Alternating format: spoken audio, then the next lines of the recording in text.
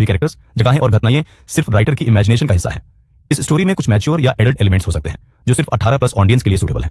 Listener description is strongly advised. हमारा मकसद किसी भी धर्म, जाति या समुदाय की भावनाओं को ठेस पहुंचाना नहीं। चैप्टर 16 से 30। तू मौत को दावत दे रहा है। उस निशान वाले गुंडे ने गाली दी और यश मोहन के चेहरे पर हाथ चलाने की कोशिश की। पहले तो उसे लगा था कि यश मोहन कोई सीधा साधा बंदा नहीं है और वो खुद भी छूटने वाला था, तो वो पंगा नहीं लेना चाहता था। लेकिन अब यश मोहन खुद उसे उकसा रहा था। अब वो गुंडा जो खुद सबको डराता फिरता था, ये सब कैसे बर्दाश्त करता। उसने हाथ उठाया ताकि यश मोहन के मुंह पर एक करारा तमाचा जड़ सके। कमरे के बाकी लोग यश मोहन की शामत आते देख हंस रहे थे। कोने में दुबके हुए कुछ लोग हाथ हिलाकर सोच रहे थे कि ये लड़का कितना बेवकूफ है। गुंडे ने तो उसे कुछ कहा भी नहीं था, पर ये खुद जाकर पंगे ले रहा था। ये तो बस पिटने के बहाने ढूंढ रहा था। लेकिन तभी सीन पलट गया जब उस मासूम से दिखने वाले यश मोहन ने गुंडे की कलाई पकड़ी और दूसरे हाथ से उसके गाल पर कई थप्पड़ रसीद कर दिए। बात यहीं खत्म नहीं हुई। यश मोहन ने उसके पेट में एक जोरदार लात भी मारी।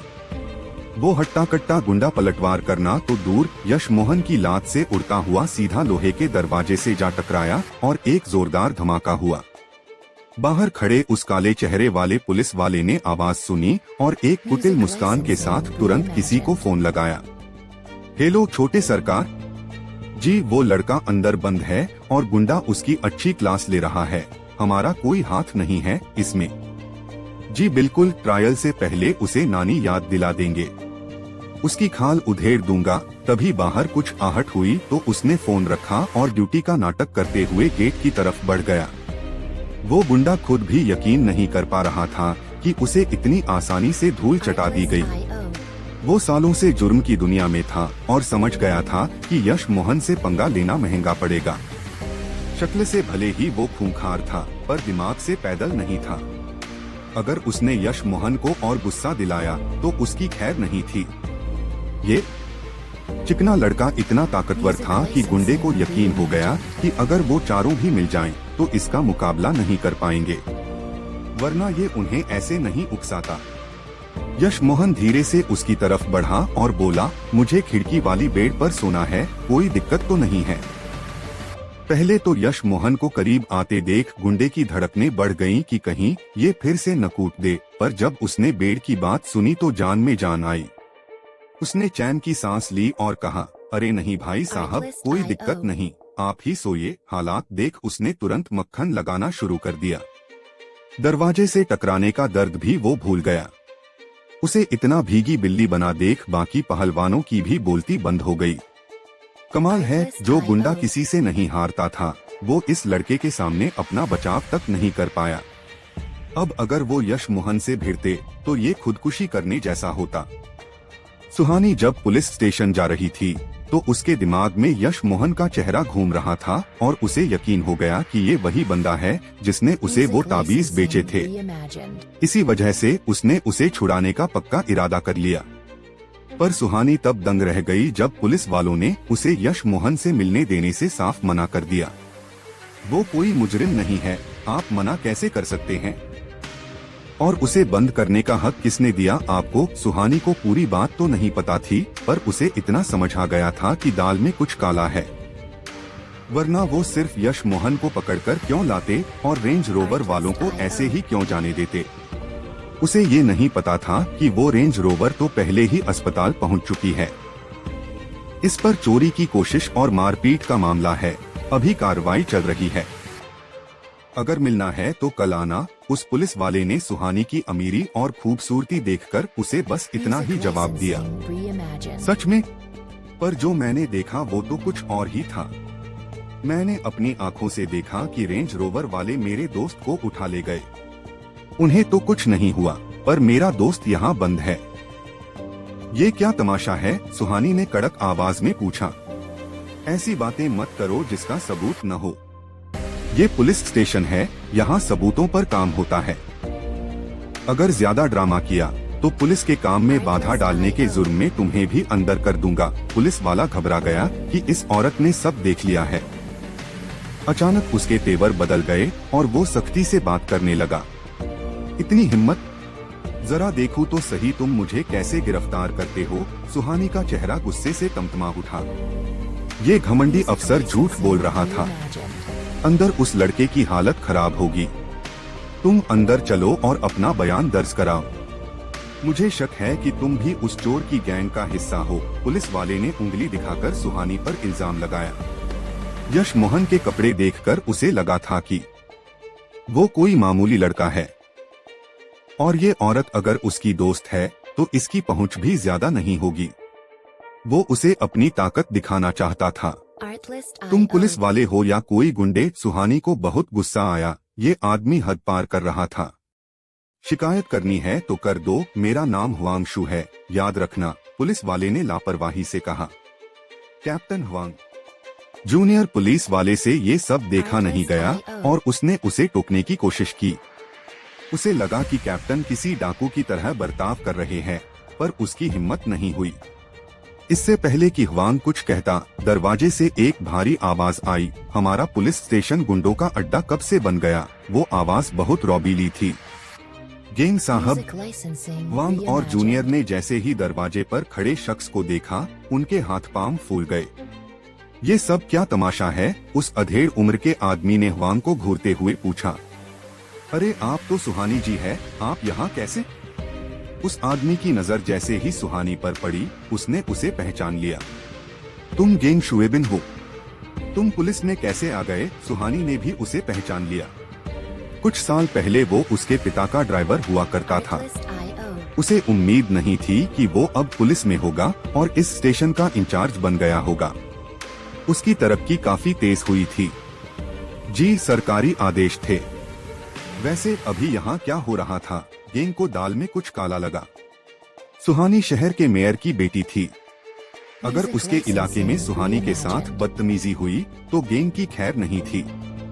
अम्मा, सुहानी का चेहरा फिर से सख्त हो गया। किसी ने मेरे दोस्त को किडनैप किया और पुलिस ने मदद करने के बजाय मेरे दोस्त को ही बंद कर दिया, जबकि किडनैपर मजे से घूम रहे हैं। मैं मिलने आई तो मुझे भी चोर बताया जा रहा है और ये साहब कह रहे हैं कि जहां शिकायत करनी है कर लो। क्या आजकल पुलिस इतनी बेलगाम हो गई है? वांगशु का चेहरा सफेद पड़ गया। उसका काला रंग भी उसकी घबराहट नहीं छिपा सका। उसे अंदाजा नहीं था कि ये औरत उसके बॉस को जानती है। भले ही उसे पता था कि बड़े लोग उसे बचा लेंगे, पर उसकी नौकरी पर तो आंच आ ही गई थी। क्या तुमने ये सब कहा?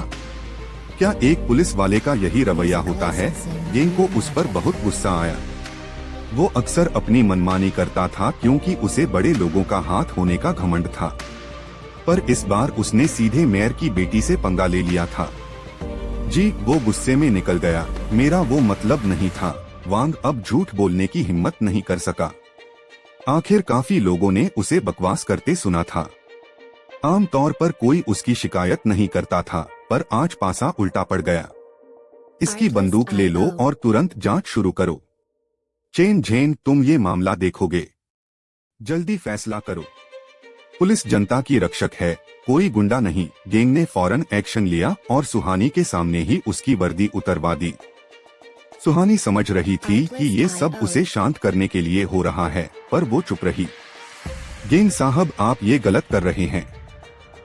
आप मुझ पर इल्जाम नहीं लगा सकते। वांग अब डरने लगा था। उसे लगा था कि गैंग बस नाटक कर रहा है क्योंकि उसे पता है कि वांग के पीछे कौन है। उसे एहसास नहीं था कि गैंग इस बार आर पार के मूड में है। सुहानी जी, चलिए पहले आपके दोस्त से मिलते हैं। मेरे महकमे में ऐसे लोग हैं, ये मेरे लिए शर्म की बात है। मैं मेयर साहब से खुद माफी मांग लूंगा। गैंग ने वांग की बातों को अनसुना कर दिया। उसे पता था कि इस मामले के बिना भी वांग ने इतने कांड किए थे कि वो जेल जा सकता था। क्या? मेयर साहब, वांग के पैरों तले जमीन खिसक गई। अब जाकर उसे समझ आया कि वो औरत कितनी बड़ी हस्ती है, वरना गैंग उसके सामने इतना नहीं झुकता।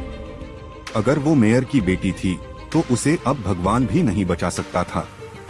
वांग का दिल बैठ गया और उसे अपनी बर्बादी साफ दिखने लगी। चैप्टर 17, गलत इंसान को पकड़ लिया। सुहानी को लगा था कि यश मोहन अंदर बहुत परेशान होगा, लेकिन जब लॉकअप खुला तो वो हैरान रह गई। यश मोहन मजे से बेड पर लेटा हुआ था और उसने जूते तक नहीं उतारे थे। वहीं कुछ हट्टे कट्टे लोग उसके पास भीगी बिल्ली बने खड़े थे। वहाँ इतनी शांति थी जैसे कोई जेल नहीं बल्कि क्लासरूम हो। दरवाजा खुलते ही यश मोहन सुहानी को देखकर सब समझ गया। उसे लगा कि सुहानी ने उसे कहीं देख लिया होगा और शायद पहचान लिया होगा कि ये वही ताबीज वाला बंदा है, इसलिए उसे बचाने आई है। शायद पुलिस को भी उसी ने फोन किया होगा। पर अगर वाकई ऐसा था तो उसने मदद के बजाय मुसीबत ही बढ़ा दी थी। हेलो, शायद आप मुझे जानते होंगे, मैं सुहानी हूँ। मैंने आपको नवसागर विश्वविद्यालय के गेट पर कुछ लोगों के साथ जाते देखा था, तो मैंने पुलिस को फोन कर दिया। सुहानी ने जब यश मोहन को सही सलामत देखा तो राहत की सांस ली। वैसे इसमें हैरानी की बात नहीं थी, जिसके ताबीज इतने असरदार हों, वो इन मामूली गुंडों से थोड़े ही डरेगा। यश मोहन ने मन ही मन सोचा कि जैसा उसने सोचा था वैसा ही हुआ। सुहानी ने नेक इरादे से किया था, तो वो उसे दोष नहीं देना चाहता था, पर उसकी बातों से लग रहा था कि वो अभी भी पूरी तरह पक्का नहीं है कि ये वही ताबीज वाला है या नहीं। जब तक वो पक्का न हो जाए, यश मोहन भी मानने वाला नहीं था, क्योंकि वो जानता था कि इससे कितना हंगामा हो सकता है। पर अभी उसके पास पुलिस स्टेशन से निकलने का कोई और रास्ता नहीं था। उसने तो पहले भागने का भी सोच लिया था। अगर कोई बड़ा पावरफुल आदमी उसके पीछे पड़ जाता तो उसकी मुश्किलें बढ़ जाती, क्योंकि अभी उसकी ताकत काफी कम थी। यश मोहन ने दिल ही दिल में एक ठंडी आह भरी। यश मोहन को हिचकिचाते देख सुहानी तुरंत बोली, ये बात करने की जगह नहीं है, चलिए यहाँ से चलते हैं। किंग साहब ने खुद यश मोहन के रिहाई के कागजात तैयार किए और उन्हें गेट तक छोड़ने आए। सुहानी के पास लाल रंग की मर्सिडीज थी। कार में बैठते ही यश मोहन को एक बहुत ही भीनी और शुद्ध खुशबू आई। यश मोहन समझ गया कि सुहानी अपनी कार में किसी को जल्दी नहीं बिठाती, पर उसने खुद बुलाया था तो वो मना नहीं कर पाया। क्या आज रात हम साथ डिनर कर सकते हैं? सुहानी ने तो उसे वही ताबीज वाला मास्टर मान लिया था, इसलिए वो काफी तमीज से पेश आ रही थी। कॉलेज से निकलने के बाद यश मोहन ने कुछ खाया भी नहीं था, तो उसने हाँ कर दी। सुहानी उसे वेस्ट लेक फैमिली नाम के एक रेस्टोरेंट में ले गई। ये जगह काफी शांत और सुंदर थी। भीड़ कम होने की वजह से वहाँ काफी सुकून था। यश मोहन को अंदर घुसते ही ये जगह पसंद आ गई। वैसे तो वो सड़क किनारे ढाबों पर खा लेता था और उसे खाने पीने का कोई नखरा नहीं था। सुहानी बड़े दिनों बाद दिखी। एक गोलमटोल पर सलीकेदार महिला सुहानी को देख मुस्कुराते हुए पास आई। फेंग दीदी कुछ कामों में फंसी थी, इसलिए आ नहीं पाई। आज एक दोस्त को साथ लाई हूँ, क्या कोई प्राइवेट रूम खाली है? सुहानी मुस्कुराई। उसकी बातों से साफ था कि वो फेंग दीदी की काफी पुरानी ग्राहक है। सुहानी की बात सुन उस महिला ने यश मोहन को बड़े ध्यान से देखा, पर फिर बात संभालते हुए कहा, हाँ गुड फ्रेंड, रूम खाली है। फेंग दीदी दिखने में तो साधारण थीं, पर उनकी आंखों में एक अलग ही चमक थी। अक्सर ऐसी महिलाएं चुलबुली लगती है, पर उनका अंदाज काफी संजीदा और पढ़ा लिखा था। फिर भी जब सुहानी ने यश मोहन को अपना दोस्त कहा, तो यश मोहन ने फेंग दीदी की आंखों में हैरानी साफ देख ली। उस कमरे में रोशनी थोड़ी कम थी और वो खाने की जगह कम और आशिकों के मिलने की जगह ज्यादा लग रहा था। यश मोहन को ये माहौल कुछ जमा नहीं, तो उसने पर्दे हटा दिए। शाम की धूप अंदर आते ही कमरा चमक उठा। सुहानी, तुम ऑर्डर दे दो, मैं चाय लेकर आती हूँ। फेंग दीदी ने मेन्यू रखा और चली गईं। यश मोहन ने सोचा, यहाँ की मालकिन खुद चाय बनाती है, वेटर कहाँ है? यश मोहन की उलझन समझकर सुहानी बोली, फेंग दीदी चाय बनाने की उस्ताद है। यहाँ सिर्फ खास लोग आते हैं और उनके लिए वो खुद चाय बनाती है। ये रहा मेन्यू, जो पसंद हो मंगा लो। यश मोहन ने मेन्यू देखा। डिशेस तो कम थीं, पर तस्वीरें काफी लाजवाब थीं। यहाँ रेट क्यों नहीं लिखे है? यश मोहन को ताज्जुब हुआ। यहाँ हर डिश का रेट 300 रुपया है, इसलिए लिखने की जरूरत नहीं पड़ती। यहाँ आने वाले सबको ये पता है। सुहानी प्यार से मुस्कुराई। यश मोहन एक पल के लिए सन्न रह गया, क्या सलाद के भी 300 रुपया? पर वो चुप रहा। वो खुद भले ही अमीर नहीं था, पर दुनिया में पैसों की कमी नहीं थी। उसे नहीं पता था कि यहाँ खाने से ज्यादा माहौल और चाय की कीमत है। उसे खाने में ज्यादा नखरे नहीं थे, पर उसे पता था कि सुहानी के पास खूब पैसा है। उसने कुछ भी रैंडम डिशेस ऑर्डर कर दी। यश मोहन को चाय का ज्यादा शौक नहीं था, पर समझ उसे भी थी। फेंग दीदी की चाय पीते ही उसका स्वाद जुबान पर चढ़ गया। यश मोहन को चाय पसंद आते देख सुहानी ने धीरे से पूछा, तुम वही मास्टर हो न जिसने मुझे पिछली बार ताबीज बेचा था? सुहानी का ये अचानक पूछने का तरीका अक्सर काम कर जाता था, पर यश मोहन पर इसका कोई असर नहीं हुआ। उसने कोई घबराहट नहीं दिखाई, बल्कि हैरानी जताते हुए पूछा, कौन सा मास्टर?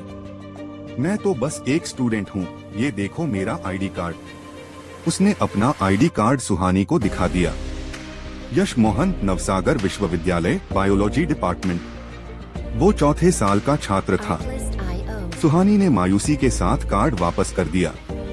उसे लगा कि शायद उसने वाकई गलत इंसान को पहचान लिया है। उसने उसे यूनिवर्सिटी के पास से उठते देखा था, पर उसे यकीन नहीं था कि वो सच में वहीं पढ़ता होगा। वैसे सुहानी जी, क्या आपको कोई गलतफहमी हुई है? आप मुझे इतने महंगे रेस्टोरेंट में ले आई, मुझे थोड़ा अजीब लग रहा है, यश मोहन ने औपचारिकता निभाते हुए कहा। हालांकि वो जानता था कि सुहानी के लिए ये चंद रुपए कोई मायने नहीं रखते। कोई बात नहीं, तुम मेरे उस दोस्त जैसे ही दिखते हो। और अगर गलतफहमी भी है तो क्या हुआ? पहली मुलाकात में लोग अजनबी होते हैं, दूसरी में जान पहचान हो जाती है। तुम मुझसे छोटे हो तो मुझे सुहानी दीदी कह सकते हो। पूरा नाम लेना थोड़ा अजीब लगता है। सुहानी फिर से मुस्कुराई। यश मोहन उसे बुरा नहीं लगा, क्योंकि वो एक सुलझा हुआ लड़का था और उसकी आंखों में कोई गंदगी नहीं थी। ठीक है सुहानी दीदी, फिर तो मैं इस दावत का पूरा मजा उठाऊंगा। यश मोहन ने बिना किसी झिझक के खाना शुरू कर दिया। उसे कोई अफसोस नहीं था, क्योंकि उसे पता था कि उसके ताबीज ने सुहानी की मां की जान बचाई थी। सुहानी ने अपना कार्ड यश मोहन को दिया। ये मेरा नंबर है, अगर वो लोग फिर परेशान करें तो मुझे फोन करना। यश मोहन ने कार्ड रख लिया और सोचा, अगर तुम न होती तो इतनी मुसीबत भी न होती। शायद इस खाने के बाद हम फिर कभी न मिलें। ठीक है, रख लेता हूँ। वैसे मैं तुम्हारे काम तो शायद ही आ पाऊँ, यश मोहन ने लापरवाही से कहा।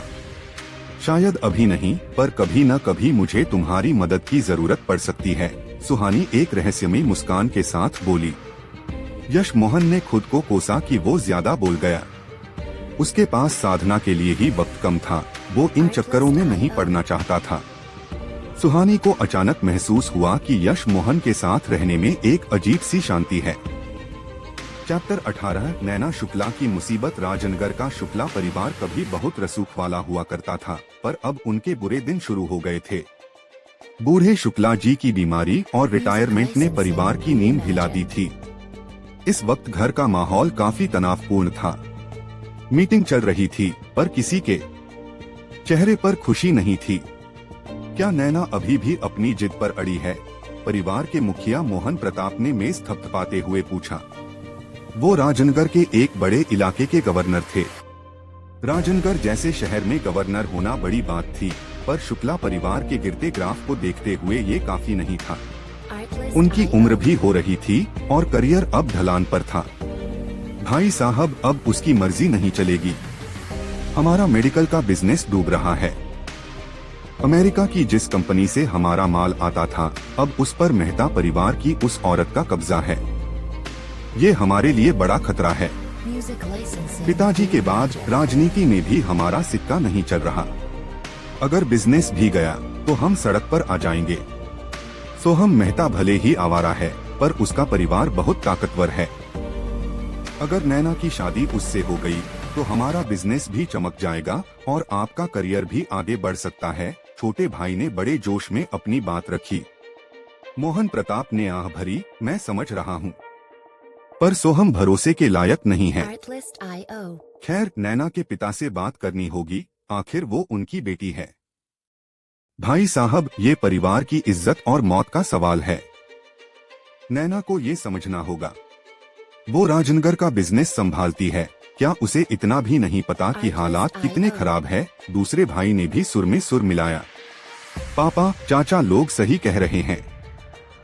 सोहम थोड़ा रंगीन मिजाज है, पर आजकल कौन सा लड़का नहीं है। शादी के बाद सब सुधर जाते हैं। ये नैना के भले के लिए ही है। कम से कम उस मोहन परिवार के लाचार लड़के से तो लाख गुना बेहतर है। सोहम तो उसे पसंद भी करता है। मोहन प्रताप के बेटे ने अपनी राय दी। मोहन प्रताप थोड़ी देर चुप रहे और फिर बोले, ठीक है, मैं बात करूंगा। नवंबर से पहले शादी पक्की करनी है, अक्टूबर में ही निपटा देते हैं। कोने में बैठे एक युवक ने कुछ कहना चाहा, पर बड़े बुजुर्गों के आगे उसकी हिम्मत नहीं हुई। वो नैना का चचेरा भाई था और अकेला था जो इस शादी के खिलाफ था।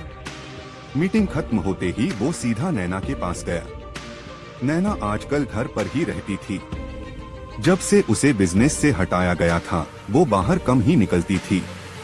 उसकी सहेली और चचेरी बहन वंदना यादव ही उसके साथ रहती थी। नैना को अपने भाई को देख कुछ अनहोनी का एहसास हुआ। भाई बड़े दिनों बाद आए, वंदना ने उसका स्वागत किया। भाई का चेहरा उतरा हुआ था। नैना, तुम्हारी जिंदगी तुम्हारे हाथ में है। अगर तुम देश छोड़कर भागना चाहो तो मैं मदद कर सकता हूँ। किसी औरत की बलि देकर परिवार नहीं बचाना चाहिए। वो जानता था कि सोहम मेहता कितना गिरा हुआ इंसान है। नैना का चेहरा सफेद पड़ गया।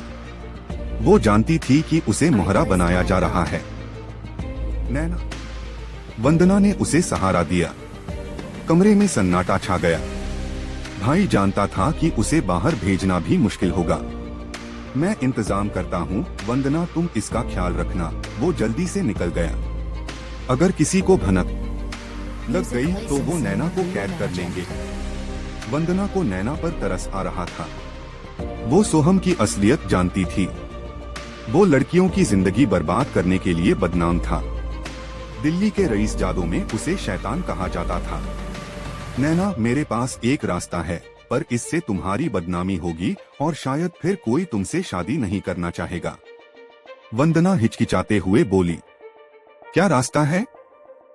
बताओ। नैना अब किसी भी कीमत पर सोहम से बचना चाहती थी। वंदना ने आह भरी, वही पुराना ढाल। तुमने पहले भी कहा था कि तुम यश मोहन की औरत हो। अगर वाकई तुम दोनों के बीच कुछ हो जाए तो। नैना को हैरान देख वंदना ने बात संभाली, मेरा मतलब वो नहीं है। तुम जानती हो कि वो लड़का, वो कुछ कर नहीं सकता। पर अगर तुम उससे शादी कर लो और साथ रहने लगो और किसी रिपोर्टर से अपनी फोटो खिंचवा लो तो मेहता परिवार खुद पीछे हट जाएगा। नैना की आंखों में एक उम्मीद जगी। वंदना फिर बोली, यश मोहन को बस पैसे और दिखावे से मतलब है। उसे अपनी इज्जत की फिक्र है, पर पैसे के लिए वो कुछ भी करेगा। मैंने उसे पिछली बार 20,000 दिए थे और उसने चुपचाप रख लिए। अगर थोड़े और पैसे दोगे तो वो तुम्हारा साथ देने को तैयार हो जाएगा। नैना ने लंबी सांस ली, मुझे अपनी इज्जत की परवाह नहीं है। बस ये डर है कि कहीं मेहता परिवार उसे नुकसान न पहुंचाए। चैप्टर 19। क्लासरूम के बाहर वो लड़की नैना, मेहता परिवार अपनी इज्जत का ख्याल रखेगा। अगर यश मोहन को कुछ हुआ तो सब उन पर शक करेंगे। मुझे नहीं लगता वो ऐसा रिस्क लेंगे, वंदना ने तसल्ली दी। नैना ने सिर हिलाया, ठीक है, मैं एक बार फिर उसकी मदद लूंगी। वंदना मुस्कुराई, कल सुहानी का बर्थडे है। हम इसी बहाने नवसागर चलेंगे और फिर यश मोहन से मिलकर अपना प्लान बताएंगे। नैना सुहानी को जानती थी। सुहानी कभी राजनगर की सबसे खूबसूरत लड़की मानी जाती थी, पर अब वो नवसागर में रहती थी। वंदना और सुहानी अच्छे दोस्त थे। यश मोहन काफी समय बाद क्लास में आया था। उसने लगभग सारा कोर्स खुद ही पढ़ लिया था। वो आज सिर्फ अपने दोस्त के कहने पर आया था क्योंकि उसे कॉलेज के रेस्टोरेंट के फ्री कूपन मिले थे। यश मोहन का इस यूनिवर्सिटी में अगर कोई सच्चा दोस्त था तो वो वही था। वो हमेशा यश मोहन के साथ खड़ा रहता था, चाहे यश मोहन को उसके परिवार ने बेदखल ही क्यों न कर दिया हो। यश आज फिर उस खड़ूस यामिनी बंसल की क्लास है। तू पहले ही उसकी नजरों में खटकता है तो आज चुप ही रहना, उसके दोस्त ने उसे समझाया। यश मोहन मुस्कुराया, अरे भाई, मैं इन छोटी सोच वाली औरतों की परवाह नहीं करता। तू फिक्र मत कर, मैं पूरे महीने चुप रह सकता हूँ। उसका दोस्त हंस पड़ा। उसे यकीन नहीं था कि यश इतना शांत रह सकता है। किसे छोटी सोच वाला बोल रहे हो यश मोहन? खुद लाचार हो और दूसरों की बातें करते हो? शर्म नहीं आती क्लास में आने में? रिया शर्मा की तीखी आवाज ने उसे टोका। रिया, तुझे क्या दिक्कत है?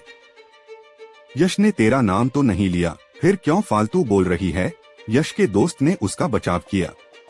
अरे वाह, अब तू भी चिल्लाएगा? रिया ने तेवर दिखाए। पर यश ने अपने दोस्त को रोका। छोड़ यार, कुत्तों के भौंकने पर ध्यान नहीं देते। यश मोहन रिया गाली देने ही वाली थी कि यश ने उसे बीच में ही काट दिया। बदसूरत होना तेरी गलती नहीं है, पर उसका दिखावा करना गलत है। और हाँ, पिछली बार तूने कहा था न कि मैं तेरे साथ बेड पर कुछ नहीं कर सकता। शुक्र मना, मुझे तुझ जैसी डायनासोर में कोई इंटरेस्ट नहीं है। यश ने अपना पुराना बदला ले लिया। रिया सन्न रह गई। उसने अपनी खूबसूरती का घमंड दिखाते हुए कहा, मैं बदसूरत? तू अंधा है क्या? मुझसे सुंदर कोई देखी है तूने? तभी दरवाजे पर एक मधुर आवाज आई, यश मोहन बाहर आओ, मैं तुम्हें कब से ढूंढ रही हूँ। सबकी नजरें दरवाजे की तरफ मुड़ गईं। वहाँ एक बेहद खूबसूरत लड़की खड़ी थी। बिना किसी मेकअप के भी वो किसी अप्सरा से कम नहीं लग रही थी। अगर वो इस कॉलेज में होती तो सबसे सुंदर लड़की का खिताब उसी का होता। रिया की बोलती बंद हो गई। अभी वो अपनी खूबसूरती की डींगे हाँक रही थी और अब उसके सामने एक ऐसी लड़की थी जिसके सामने वो कहीं नहीं ठहरती थी। और वो लड़की यश मोहन को बुला रही थी। यश ने रिया को एक ठंडी नजर से देखा और बाहर निकल गया। सुहानी, क्या बात है? यश को ताज्जुब हुआ कि वो यहाँ तक आ गई। सुहानी ने उसे बड़े प्यार से देखा। उसे यश के साथ रहना अच्छा लगता था क्योंकि यश की आंखों में कोई खोट नहीं था। वो एक खुली किताब जैसा था। क्या बिना काम के नहीं आ सकती? अगर तुम्हारे पास वक्त हो तो बाहर चलें, सुहानी ने मुस्कुराकर पूछा। यश ने हामी भर दी। उसे समझ आ गया कि मुफ्त का खाना इतनी आसानी से नहीं मिलता। उसने अपने दोस्त को इशारा किया कि वो उसका इंतजार न करे। जैसे ही वो बाहर निकले, इंग्लिश टीचर यामिनी बंसल अंदर आई। यश को जाते देख उनके चेहरे पर नफरत थी, पर सुहानी को देख वो हैरान रह गईं। यश को अपने ग्रेड्स की कोई परवाह नहीं थी, चाहे वो उसे फेल ही क्यों न कर दे। चैप्टर 20 न्योता। यश, मुझे तुम्हारी मदद चाहिए, सुहानी थोड़ा हिचकिचाते हुए बोली। यश ने मन ही मन सोचा, मुझे पता था, पर उसे सुहानी पसंद थी क्योंकि उसने अपनी माँ को बचाने के लिए काफी मेहनत की थी। बताओ, अगर मेरे बस में हुआ तो जरूर करूँगा। एक सुंदर लड़की की मदद करना तो खुशकिस्मती है। यश मुस्कुराया। यश, तुम मुस्कुराते हुए अच्छे लगते हो, ज्यादा मुस्कुराया करो, सुहानी ने अचानक कहा। यश थोड़ा झेंप गया। वो अक्सर अपनी साधना और रहस्यों को लेकर गंभीर रहता था, पर सुहानी की बात सुनकर उसे लगा कि उसे थोड़ा रिलैक्स होना चाहिए। यश, मैंने तुम्हारे बारे में पता किया है। सुहानी रुकी और यश का चेहरा देखा। जब उसने देखा कि यश को बुरा नहीं लगा, तो उसने आगे कहा, मेरी एक कजिन है नवसागर यूनिवर्सिटी में, सुमेधा। उसने तुम्हारे बारे में बताया। शायद तुम दोनों के बीच कोई गलतफहमी है। वो थोड़ी घमंडी है पर बुरी नहीं है। खैर छोड़ो उसे। सुहानी अपनी बात पूरी नहीं कर पा रही थी। दरअसल वो उसे बताना चाहती थी कि वो किसी ऐसे डॉक्टर को जानती है जो उसकी बीमारी ठीक कर सकता है, पर वो कह नहीं पाई। आखिर एक लड़की के लिए ऐसी बात करना काफी अजीब था। यश उसकी बात समझ गया। उसने हाथ हिलाकर उसे रोका। मैं अपनी जिंदगी में खुश हूँ सुहानी दीदी, फिक्र मत करो। बताओ मैं क्या मदद कर सकता हूँ? सुहानी को लगा कि यश शायद अपनी बीमारी को लेकर अब परेशान नहीं होता। उसने मन ही मन तय किया कि वो उस ताबीज वाले मास्टर से यश के लिए कोई इलाज पूछेगी। आज मेरा बर्थडे है और सालों बाद मैं इसे खुशी से मनाना चाहती हूँ। मैं चाहती हूँ कि तुम कल रात मेरी पार्टी में आओ। क्या तुम आओगे? असल में उसे एक डांस पार्टनर चाहिए था और यश इसके लिए परफेक्ट था। यश को अच्छा लगा कि सुहानी सब जानते हुए भी उसे बुला रही है। बिल्कुल आऊंगा, बुलाने के लिए शुक्रिया, उसने खुशी खुशी हाँ कर दी। सुहानी ने उसे कार्ड दिया और बताया कि कल शाम 6 बजे पार्टी है। सुहानी के जाने के बाद यश ने सोचा कि खाली हाथ जाना ठीक नहीं होगा। उसने मार्केट से एक साधारण सा पत्थर खरीदा और अपनी शक्ति से उसे एक जादुई ब्रेसलेट में बदल दिया। उसमें 6 मोती थे जो किसी भी हमले से सुहानी की रक्षा कर सकते थे। हालांकि वो दिखने में साधारण था, पर उसमें यश की सुरक्षा कवच वाली शक्ति थी। जब वो घर लौटा तो उसकी पड़ोसन अभी नहीं आई थी। उसने अपने पौधों का ख्याल रखा। कुछ ही समय में उसके जादुई पौधों के बीज तैयार होने वाले थे। इसके बाद वो पार्टी के लिए तैयार होने लगा। नवसागर एयरपोर्ट। सुहानी अपनी सहेली वंदना को लेने पहुंची, पर उसके साथ एक और लड़की थी जिसे देख सुहानी दंग रह गई। वो लड़की इतनी सुंदर थी कि मानो स्वर्ग से उतरी हो। लोग उन्हें मुड़मुड़ कर देख रहे थे। सुहानी, हैप्पी बर्थडे यार, वंदना ने गले लगते हुए कहा। शुक्रिया वंदना।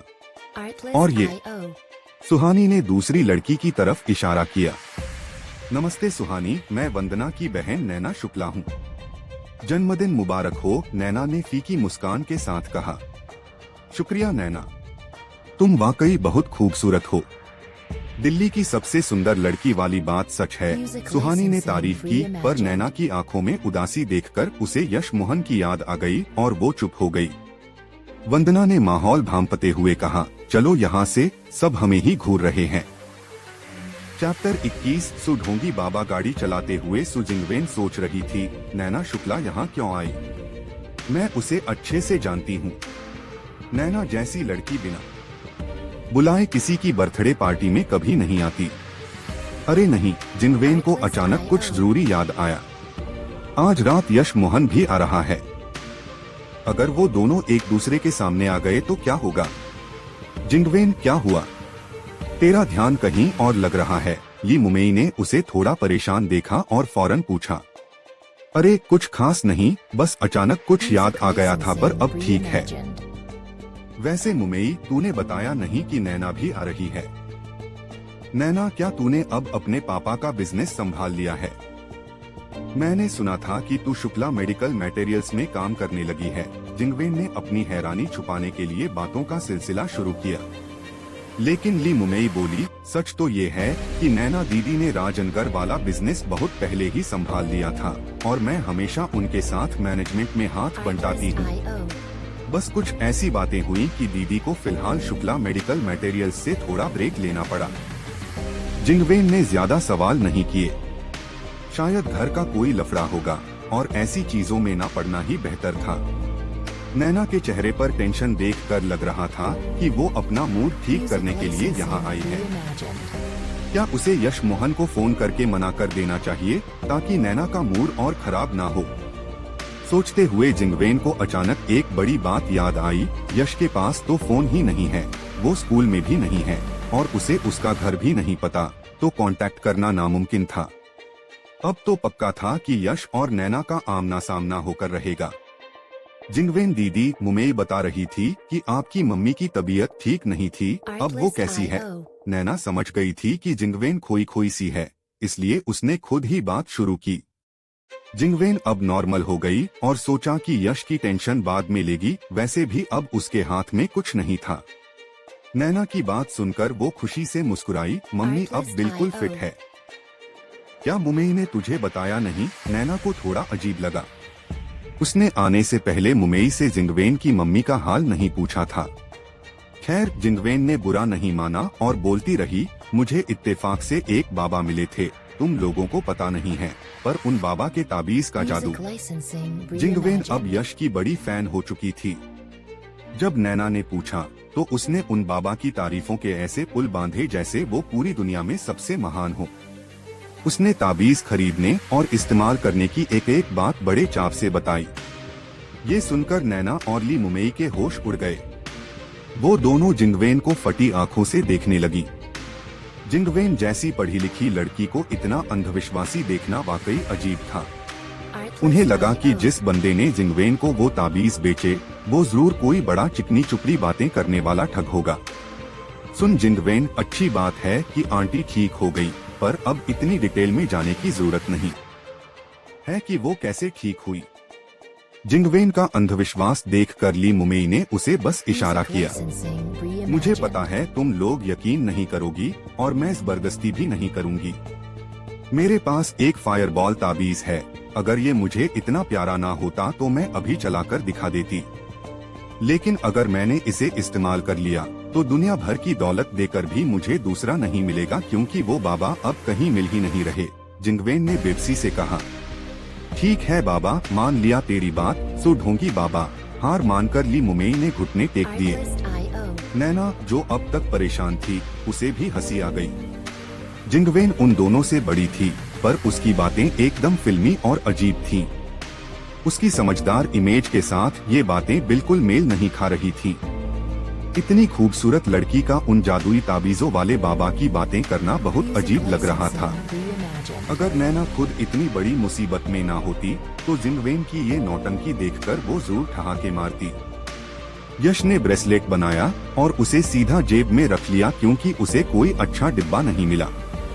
उसने फौरन अपनी प्राण संचय अवस्था को रिकवर करना शुरू किया, क्योंकि ब्रेसलेट बनाने में काफी जोर लगा था। अगर इन्हें बेचना इतना मुश्किल ना होता तो वो ऐसे और भी बना लेता। पृथ्वी लोक पर आने के बाद यश ने पहली बार टैक्सी ली थी। वो भागकर युवान नहीं जाना चाहता था और उसे रास्ता भी नहीं पता था। यश की टैक्सी बाहर रुकी। गेट पर खड़े गार्ड ने जब यश को टैक्सी से उतरते देखा तो हैरान रह गया, क्योंकि वो कहीं से भी रईस नहीं लग रहा था। कपड़े तो साफ सुथरे थे, पर बाल बिखरे हुए और बेतरतीब थे। ऊपर से उसने साधारण से वैंस जूते पहने थे, जो 30 से 40 रुपए से ज्यादा के नहीं लग रहे थे। इसलिए गार्ड ने उसे तुरंत रोक दिया। सर, ये प्राइवेट जगह है, आम लोगों के लिए नहीं। इससे पहले गार्ड बात पूरी करता, यश ने बिना किसी टेंशन के इनविटेशन कार्ड निकालकर उसे थमा दिया। यश की ऐसी हालत देखकर गार्ड का उसे शक की नजरों से देखना लाजमी था।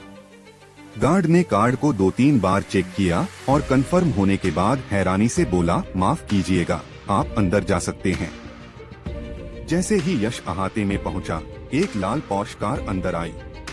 यश की एंट्री के मुकाबले इस बार गार्ड बस एक शोपीस लग रहा था। वो लाल पॉश यश के पास से तेजी से गुजरी और फिर धीरे से रिवर्स होकर वहीं आ गई जहां वो खड़ा था। ड्राइवर काफी घमंडी लग रहा था। ये कोई हाईवे नहीं बल्कि एक घर का अहाता था। एक नजर में ही पता चल रहा था कि ये कोई बहुत ईगो वाला बंदा है। यश अभी ये सोच ही रहा था कि कार से एक लड़की बाहर कूदी। लाल टॉप और टाइट जीन्स में वो काफी ग्लैमरस लग रही थी और उसके चेहरे पर रईसी का घमंड साफ झलक रहा था। सुमेई। यश उसे यहाँ देखकर हैरान नहीं हुआ। आखिर वो जिंगवेन की कजिन थी, तो उसका यहाँ आना तो बनता ही था। वैसे तो ये लड़की स्कूल में भी अकड़ू थी, पर वहाँ थोड़ी लिमिट में रहती थी। यश ने सोचा नहीं था कि स्कूल के बाहर वो अपना असली रूप दिखाने में जरा भी नहीं हिचकिचाएगी। यश मोहन, रुको, तुम यहाँ क्या कर रहे हो? पिछली बार यश ने उसे बिना वजह रिजेक्ट कर दिया था और उसके कुछ 100 रुपए भी डूब गए थे, जिससे वो काफी चिढ़ी हुई थी। यश ने अनजान बनते हुए सुमेई की तरफ देखा। मुझे बुलाया गया है, इसलिए आया हूँ। क्या ये जगह तुम्हारी है? क्या आने से पहले मुझे तुम्हें रिपोर्ट देनी पड़ेगी? तभी कार से एक और लड़की उतरी। उसने भी सुमेई जैसे ही कपड़े पहने थे, पर उसके पीले रंगे हुए बाल उसे ज्यादा अतरंगी बना रहे थे।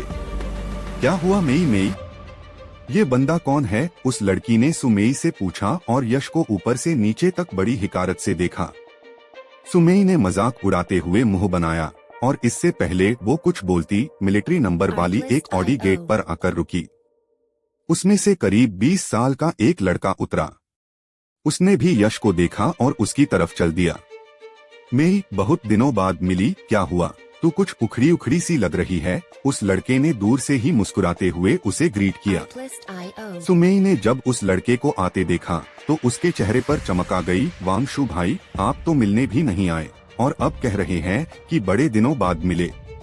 एक ढोंगी बाबा, वो इंसान जो खुद को पहुंचता हुआ फकीर बताकर लोगों को ठगता है। चैप्टर 22। काश ये पहली मुलाकात जैसी होती, अब आ तो गया ना। जिया जिया भी यही है। उस लड़के की आवाज में एक ठहराव था, वैसा उतावलापन नहीं जो अक्सर लड़कों में होता है। मुझे लगा शू भाई ने मुझे पहचाना ही नहीं। पीले बालों वाली लड़की ने झूठा गुस्सा दिखाया। यश ने उन्हें देखा और सोचा कि भले ही ये बंदा बड़ा जेंटलमैन लग रहा है, पर इसके स्वभाव में एक अजीब सी दरिंदगी और खूनी वाइब है। आम लोग इस खूनी एहसास को नहीं समझ पाते, पर यश ने अपनी पिछली जिंदगी में कई लोगों और राक्षसों का खात्मा किया था। वो एक नजर में बता सकता था कि इस लड़के ने पहले खून किया है और बड़े बेखौफ होकर किया है। उसे शायद उस पर फख्र भी होगा, वरना ऐसी खूनी वाइब नहीं आती। खैर, यश को उनसे कोई मतलब नहीं था, पर जैसे ही वो जाने लगा, उस लड़के ने मुड़कर हाथ बढ़ाया और बोला, मैं वांग शू हूँ और तुम। यश ने देखा कि वो लड़का मजाक उड़ाते हुए हाथ बढ़ा रहा है और समझ गया कि वो क्या करने की कोशिश कर रहा है। उसने धीरे से अपना दाया हाथ आगे बढ़ाया और बड़े आराम से कहा, यश मोहन। यश और वांगशू को हाथ मिलाते देख सुमेई सबसे ज्यादा खुश थी, क्योंकि उसे वांगशू की एक अजीब आदत पता थी। जब भी वो किसी लड़के से पहली बार मिलता तो हाथ मिलाते वक्त उसकी ताकत आजमाता था। एक बार उसके क्लासमेट ने वांगशू से हाथ मिलाया था और दर्द के मारे उसकी चीख निकल गई थी। उसके बाद उस लड़के की दोबारा उसके पीछे आने की हिम्मत नहीं हुई। अब यश और वांगशू हाथ मिला रहे थे, तो अंजाम क्या होने वाला था? सुमेई तो यश की चीख सुनने का इंतजार कर रही थी। कड़क हड्डियों के टूटने की आवाज आई। वांगशू को लगा कि उसने यश का हाथ कुचल दिया है और उसे हड्डियां चटकने की आवाज भी सुनाई दी। उसे पता भी नहीं चला कि यश ने अपना हाथ कब छुड़ा लिया। वो हैरान था और उसे अपने किए पर पछतावा होने लगा। उसे लगा कि उसने जोश में कुछ ज्यादा ही जोर लगा दिया। उसने सच में किसी का हाथ तोड़ दिया था। सुमेई और वो पीले बालों वाली जिया जिया भी दंग रह गईं। उन्होंने सोचा नहीं था कि वांगशू इतना बेरहम होगा कि यश का हाथ ही तोड़ देगा। हड्डियों के टूटने की उस डरावनी आवाज ने उनके रोंगटे खड़े कर दिए। अरे वांगशू भाई, आपने इसका हाथ क्यों तोड़ दिया? इसे तो जिनवेन दीदी ने बुलाया था। अरे यश कहाँ गया? जब सुमेई ने ये कहा, तब उसे एहसास हुआ कि यश वहां से गायब हो चुका था। वांगशू को भी लगा कि मामला गंभीर हो गया है। उसे अंदाजा नहीं था कि यश इतना कमजोर निकलेगा। उसने तो बस हाथ मिलाया था और पूरी ताकत भी नहीं लगाई थी, फिर भी यश का हाथ टूट गया। ये क्या चक्कर था? सुमेई की आवाज सुनकर उसे भी दिखा कि यश जा चुका है, पर किसी ने उसे जाते हुए देखा ही नहीं। वो तो बस एक बेकार सा स्टूडेंट है, उसे कुछ पैसे देकर खुद ही हॉस्पिटल जाने को बोल दो। कितना फुस निकला, जिया जिया ने तुरंत ताना मारा। उस लड़के ने फीकी मुस्कान के साथ कहा, अब जिंगवेन दीदी मेरी क्लास लगा देंगी। वो पक्का अंदर गया होगा, मैं जाकर उसे देखता हूँ। यार, मुझे नहीं पता था कि उसका हाथ इतना नाजुक है। यश इन फालतू लोगों से बात करके अपना वक्त बर्बाद नहीं करना चाहता था। वो जिंगवेन की पार्टी के लिए आया था और यहाँ लफड़ा करने से जिंगवेन के लिए मुश्किलें खड़ी हो जाती। वैसे वो अपनी हड्डी सिकोड़ने वाली तकनीक से काफी खुश था। भले ही उसकी प्राण संचय अवस्था अभी पहले लेवल पर ही थी, पर उसकी मार्शल आर्ट्स काफी सुधर गई थी। यश को नहीं पता था कि इस दुनिया का सबसे ताकतवर इंसान कौन है, पर जब वो नॉर्मल तरीके से कल्टीवेट नहीं कर पा रहा था, तो मार्शल आर्ट्स सीखना ही खुद को सेफ रखने का बेस्ट तरीका था। पर वो जानता था कि मार्शल आर्ट्स चाहे कितनी भी टॉप लेवल की हो, हथियारों के सामने वो हमेशा खतरे में रहेगा। जब सुमेई, वांगशू और वो लड़की यश की चोट की बातें कर रहे थे, यश पहले ही अंदर पहुंच चुका था। गेट पर अभी भी एक वेटर खड़ा था। उसने यश का कार्ड देखा और उसे अंदर जाने दिया। अंदर काफी भीड़ थी। जिंगवेन ने पार्टी बड़े लेवल पर रखी थी। शायद ये मम्मी के ठीक होने की खुशी और पुराने दोस्तों से मिलने का एक बहाना था। यश, आने के लिए शुक्रिया। आओ यहाँ बैठो, जिंगवेन ने यश को देखते ही आवाज दी और उसे एक टेबल की तरफ ले गई। बिल्कुल, मैंने कहा था कि मैं आऊंगा तो आ गया। यश मुस्कुराया और अपना गिफ्ट निकालने ही वाला था कि किसी ने कहा, अरे जिंगवेन, ये हैंडसम बंदा कौन है? क्या ये तुम्हारा बॉयफ्रेंड है? पर जैसे ही उसकी नजर यश के साधारण जूतों और कपड़ों पर पड़ी, उसकी बोलती बंद हो गई और वो हकलाते हुए बोला, इसका ड्रेसिंग सेंस बड़ा अलग है। जिंगवेन को लगा कि यश को बुरा लगेगा, इसलिए उसने फौरन कहा, ये मेरा दोस्त है यश मोहन। तभी जिंगवेन ने नोटिस किया कि यश उसके पीछे किसी को एकटक देख रहा है और उसने उसकी बात भी नहीं सुनी। उसने मुड़कर देखा तो वहां नैना शुक्ला और ली मुमेई चली आ रही थीं। जिंगवेन मन ही मन बुदबुदाई और सोचा, ये दोनों इतनी जल्दी आमने सामने कैसे आ गए। उसने अभी तक यश को सब कुछ साफ साफ बताया भी नहीं था। यश देखता रहा जब नैना उसकी तरफ आई। उसने हल्का पीला लिबास पहना था जिसने यश के दिल पर सीधा असर किया। उसके रेशमी बाल कंधों पर बिखरे थे जो उसे और भी हसीन बना रहे थे, और उसके बादामी चेहरे पर मेकअप का नामो निशान तक नहीं था। उसने बालों में हिरण के आकार की पिन लगाई थी और कुछ लटें उसकी आंखों के पास लहरा रही थीं। इतनी खूबसूरत होने के बावजूद उसकी आंखों में एक अजीब सा दर्द और खालीपन था, और जब वो पास आई तो लगा जैसे कोई अप्सरा बादलों पर चल रही हो। वो सोच में पड़ गया कि वो आंखें उसे इतनी जानी पहचानी क्यों लग रही है। वो बेचैन और खोई हुई आंखें, क्या ये लावण्या हो सकती है? हाँ, उसकी आंखें उसकी गुरु लावण्या से बहुत मिलती थीं। यश ने एक लंबी सांस ली और होश में आया। वो जानता था कि ये लड़की लावण्या नहीं है, फिर भी उसकी आंखों में वही कशिश थी जो लावण्या की आंखों में हुआ करती थी। यश के चेहरे पर फिर से वही पुरानी शांति लौट आई। वो नैना शुक्ला को नहीं जानता था। इस बीच नैना ने नोटिस किया कि ये लड़का उसे देख रहा है। हालांकि वो भी बाकी लड़कों की तरह उसकी खूबसूरती में खो गया था, पर वो औरों से अलग था। उसने उसे गौर से देखा और फिर एकदम नॉर्मल हो गया। वो उन लड़कों जैसा नहीं था जो नजरें हटाने का नाम ही नहीं लेते और चोरी छिपे ताकते रहते हैं। नैना, मुमेई, तुम लोग आ गए, चलो मैं मिलवाती हूँ। जिंगवेन उन्हें इंट्रोड्यूस कराना चाहती थी, पर ली मुमेई ने पास आकर धीरे से कहा, अभी इंट्रोडक्शन मत करवा, क्योंकि नैना यश से पहले कभी नहीं मिली। जिंगवेन को तुरंत बात समझ आ गई। अगर नैना यश को नहीं जानती थी तो यहाँ उनका परिचय कराना ठीक नहीं होता। जिंगवेन दीदी, एक लफड़ा हो गया। वांगशु ने गलती से यश का हाथ कुचल दिया और पता नहीं यश कहाँ गया। मैं सुमेई भागते हुए आई और घबराहट में बोली, पर जैसे ही उसने आधी बात बोली उसे एहसास हुआ कि कुछ गड़बड़ है, क्योंकि सब उसे हैरानी से देख रहे थे। इससे पहले कि वो कुछ समझ पाती, उसकी नजर यश पर पड़ गई। चैप्टर 23, नैना का पहला इंप्रेशन, तुम्हारा हाथ। जिंगवेन ने यश की तरफ देखा जो बिल्कुल ठीक लग रहा था और हैरानी में उसके हाथ की तरफ इशारा किया। यश ने सुमेई को देखा और तेवर चढ़ाए। जिंगवेन, मैं जरा आराम करता हूँ। इतना कहकर वो किनारे की एक दूसरी टेबल पर जाकर बैठ गया। यश मोहन, नैना ने ली मुमेई की तरफ अजीब नजरों से देखा, जैसे पूछ रही हो कि ये यश कौन है। ली मुमेई ने फीकी मुस्कान के साथ नैना को साइड में किया और कहा, ये वही यश मोहन है जिससे तेरी सगाई हुई थी। बस ये अब पहले जैसा नहीं रहा। न सिर्फ इसका लुक बदल गया है, बल्कि इसका अंदाज भी एकदम जुदा है।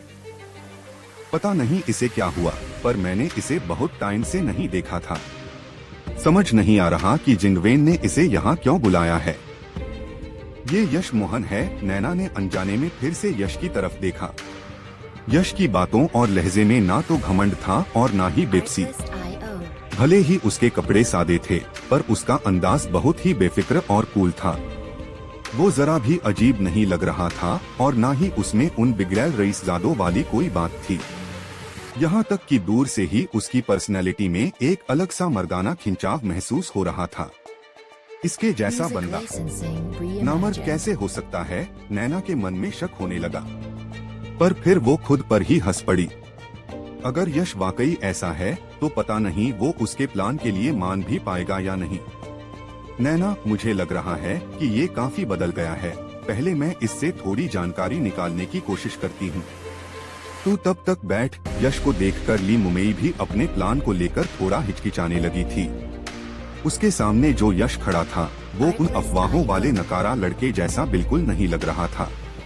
अगर कोई कमी निकालनी ही थी तो बस यही कि उसके बाल थोड़े बिखरे थे और किसी प्रोफेशन से नहीं कटवाए गए थे। नैना ने मुमेई का हाथ पकड़ा। मुमेई, ये काम मुझे ही करना चाहिए। यश ने देखा कि यहाँ सब रईस लोग हैं, सबने चकाचौंध वाले कपड़े पहने हैं। उनके मुकाबले उसके कपड़े सबसे साधारण थे, पर उसे कोई शर्म नहीं थी, बल्कि वो बहुत शांत था। जब इंसान जिंदगी के ऊंचे मुकाम पर होता है तो उसका नजरिया बदल जाता है और फिर ये दौलत और शोहरत उसे फीकी लगने लगती है। अगर यश के पास वैसे कपड़े होते भी तो भी वो अपनी मर्जी से ही जीता। उसे इन चीजों में कोई दिलचस्पी नहीं थी, पर अगर होती तो उसे यकीन था कि वो दुनिया का सबसे बड़ा रईस बन सकता था। और फिर क्या, जिंदगी वैसे भी छोटी सी है, बस कुछ दशकों की बात। इंसान खाली हाथ आता है और खाली हाथ ही चला जाता है। उसका इकलौता मकसद हमेशा से अमरता पाना रहा था। भले ही उसकी साधना की रफ्तार कम हो गई थी, पर उसका इरादा नहीं बदला था। पर अब उसे अपनी गुरु लावण्या की भी फिक्र थी। उनके बीच का रिश्ता बहुत गहरा था, बाकी सब तो उसके लिए बस आते जाते बादलों की तरह था। यश। नैना यश की टेबल के पास आई और उसे पुकारा। उसकी डगमगाती आवाज उसके मन की कश्मकश बयां कर रही थी। बैठ सकती हो? यश हल्का सा मुस्कुराया। नैना को अचानक एक पुरानी जान पहचान का एहसास हुआ, जबकि वो जानती थी कि वो यश से पहली बार मिल रही है। शुक्रिया। नैना बैठ गई और उसे अचानक एक सुकून और शांति महसूस हुई। यश किसी शांत झील की तरह था, जिसके पास उसे सुरक्षित महसूस हो रहा था। तुम्हारी पेशानी पर बल है और आंखें थकी हुई लग रही है। क्या दिल में कोई परेशानी है? अगर मैं तुम्हारी मदद कर सकूं तो मुझे खुशी होगी। यश जानता था कि नैना जैसी लड़की उस लड़के से बिना वजह बात नहीं करेगी जिससे उसकी सगाई टूट चुकी है। जब वो आई है तो जरूर कोई बात होगी, इसलिए उसने खुद ही पूछना बेहतर समझा। और भले ही उसकी मुमेई से बात धीरे हुई थी, पर यश ने सब सुन लिया था। उसने सोचा नहीं था कि उसकी मंगेतर इतनी खूबसूरत होगी, लगभग लावण्या जैसी। उसके मन में नैना को लेकर कोई कड़वाहट नहीं थी, बल्कि सच कहें तो कोई खास फीलिंग ही नहीं थी। पर नैना की उन परेशान आंखों को देखकर उसे लावण्या की याद आ गई। नैना ने हैरानी से यश की तरफ देखा। वो यश की समझदारी और साफ सोच देखकर दंग रह गई। क्या ये वही नकारा लड़का है जिसे उसके परिवार ने ठुकरा दिया था? नैना ने कुछ देर सोचा, पर उसे समझ नहीं आया कि बात कैसे शुरू करे। उसने बस एक आह भरी और सोचा, काश मुमेई ही ये बात कह देती। यश उसके सामने बैठा था और उसे जरा भी दबाव महसूस नहीं हो रहा था, बल्कि उसे एक अजीब सी शांति मिल रही थी। आखिरकार नैना ने हिम्मत जुटाई और कहा, ये मेरी शादी के बारे में है। लेकिन इस बार बेफिक्र यश के चेहरे पर शिकन आ गई और उसके दिल में थोड़ी हलचल हुई। उसने पहली बार नैना की बात काटते हुए कहा, तुम्हारे शुक्ला परिवार ने पहले ही सगाई तोड़ दी है और अब मैं राजनगर वाले मोहन परिवार का हिस्सा भी नहीं रहा। यश ने बात पूरी नहीं की, पर उसका इशारा साफ था। इसका मतलब था कि वो किसी भी चीज में मदद कर सकता है, पर शादी के मामले में नहीं। उसके परिवार ने ही पहले रिश्ता तोड़ा था और अब वापस आना उसे मंजूर नहीं था। भले ही उसे नैना अच्छी लगी थी, पर इसका मतलब ये नहीं था कि वो इस बात को भूल जाए। मुझे माफ कर दो। नैना को अचानक बेबसी महसूस हुई। यश हल्का सा मुस्कुराया, माफी की जरूरत नहीं है। मैं तो वैसे भी मोहन परिवार का निकाला हुआ एक नकारा इंसान हूँ। मैं तुम्हारे शुक्ला परिवार के लायक भी नहीं था और सगाई टूटने से मुझे एक तरह की आजादी ही मिली है। मैं तुम्हें ताना नहीं दे रहा, बस इस बारे में बात नहीं करना चाहता। नैना का दिल बैठने लगा। अगर उसने ये बातें यश से मिलने से पहले सुनी होती तो उसे फर्क नहीं पड़ता, पर यश से मिलने के बाद उसे अपनी वो पुरानी सोच और घमंड बहुत छोटा लगने लगा। आज के यश के पास भले ही कुछ ना हो, पर उसका कॉन्फिडेंस और सादगी बेमिसाल थी। वो उस पुराने यश से कोसों दूर था। ऐसा लग रहा था जैसे वो कोई हारा हुआ इंसान नहीं, बल्कि दुनिया को अपनी उंगलियों पर नचाने वाला कोई शहंशाह हो। ये एहसास नैना को बेचैन कर रहा था। यश ने एक ठंडी सांस ली। वो जानता था कि नैना किसी मुसीबत में है, पर जब वो उसे हल नहीं कर सकता था तो कुछ कहना बेकार था। ये सोचते हुए उसने कहा, चूंकि नैना समझ गई कि यश क्या कहना चाहता है, उसने अपने होंठ चबाए और यश की बात काटते हुए कहा, आज रात मैं जाना चाहती हूँ। यश की बात काटकर उसे एक अजीब सा सुकून मिला। ऐसा लगा जैसे यश द्वारा बात काटे जाने का गुस्सा अब शांत हो गया हो। पर नैना ने सोचा नहीं था कि उसकी बात भी कोई और काट देगा। नैना, सच में तुम हो? मैंने सोचा नहीं था कि तुम जिंगवेन की पार्टी में आओगी। ये तो बड़ा सरप्राइज है। जैसे ही ये आवाज आई, हाथ में वाइन का गिलास लिए एक लड़का यश की टेबल के पास आ खड़ा हुआ। नैना ने माथे पर बल डाले और कुछ नहीं बोली। ये लड़का दिखने में तो ठीक था, पर उसकी आंखों में एक अजीब सी बेचैनी थी। उसने पहली ही नजर में यश को देखा पर उसे इग्नोर कर दिया, क्योंकि यश उसे ना तो मेहमान लग रहा था और ना ही वेटर। साइड हटो, मुझे नैना से बहुत दिनों बाद मिलना है। उस लड़के ने यश के सामने आकर उसे हुक्म दिया। चैप्टर 24, मामूली सा तोहफा। जोहोंग, सॉरी, मैं अभी बिजी हूँ, कहीं और जाकर बैठो। नैना चिढ़ गई, क्योंकि बड़ी मुश्किल से उसने अपनी बात कहने की हिम्मत जुटाई थी और बीच में टोक दिया गया। जोहोंग ने हैरानी से यश को देखा और सोचने लगा कि ये गरीब सा दिखने वाला बंदा नैना के साथ कैसे बैठा है। हेलो, मैं जोहोंग हूँ। मैं अभी कैम्ब्रिज यूनिवर्सिटी से लौटा हूँ और फिलहाल नवसागर के सरकारी दफ्तर में तैनात हूँ। अगर तुम्हें नवसागर में कोई दिक्कत हो तो मेरे पास आ जाना, मैं छोटे मोटे काम करवा दूंगा। जोहोंग नैना की बात सुनकर गया नहीं, बल्कि बड़ी शान से अपना हाथ आगे बढ़ाया। उसके लिए यश से हाथ मिलाना बस नैना के सामने अच्छा बनने का एक तरीका था। हालांकि उसे समझ नहीं आ रहा था कि नैना इस बंदे से क्यों बात कर रही है, पर वो बस अपना इम्प्रेशन जमाना चाहता था। जोहोंग तब दंग रह गया जब यश ने बड़े आराम से वेटर की प्लेट से एक फल उठाया और उसके बढ़े हुए हाथ की तरफ देखा तक नहीं। जोहोंग का चेहरा लाल हो गया और उसने झेंपते हुए अपना हाथ नीचे कर लिया। वो यश को घूर ही रहा था और हाथ बढ़ाने पर पछता रहा था कि तभी वांगशु वहां आ गया। भाई, तू तो बड़ा खिलाड़ी निकला, तेरी चाल ने तो मुझे भी चकमा दे दिया। क्या तकनीक थी यार। ये मेरा नंबर है, कभी फुर्सत में बात करेंगे। वांगशु ने आते ही जोश में यश का कंधा थपथपाया और उसे अपना कार्ड दिया, जिस पर सिर्फ उसका नंबर था। यश को वांगशु पहली नजर में ठीक लगा। उसे लगा कि वांगशु एक नेक बंदा है और उससे दोस्ती की जा सकती है। इसलिए जब उसने वांगशु की बात सुनी तो मुस्कुराकर बोला, जरूर, क्यों नहीं। नैना ने दो अलग लोगों के प्रति यश का ये एकदम अलग बर्ताव देखा और कुछ सोचने लगी। शु भाई, आप यहाँ?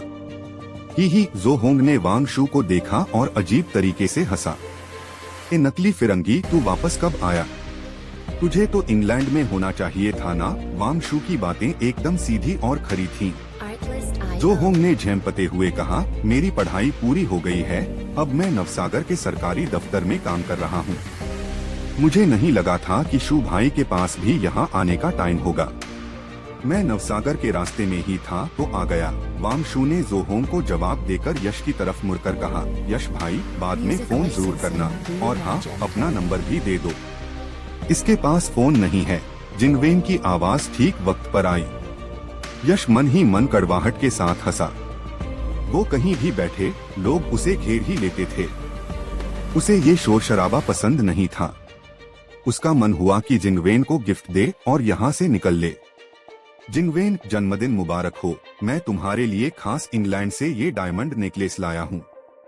उम्मीद है तुम्हें पसंद आएगा। जोहोंग ने देखा कि उसे इग्नोर किया जा रहा है तो वो फौरन अपना गिफ्ट निकाल लाया।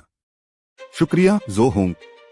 बस इतना कहकर जिंगवेन ने वो नेकलेस लिया और पीछे खड़ी नौकरानी को थमा दिया। जब जोहोंग ने देखा कि जिंगवेन ने उसके गिफ्ट को जरा भी भाव नहीं दिया तो उसके चेहरे पर मायूसी छा गई। जिंगवेन दीदी, मैं भी आपके लिए कुछ लाई हूँ। सुमेई ने मौका देखा और फौरन कॉस्मेटिक्स का एक सेट आगे कर दिया। इस वक्त सभी मेहमान गिफ्ट देने लगे थे।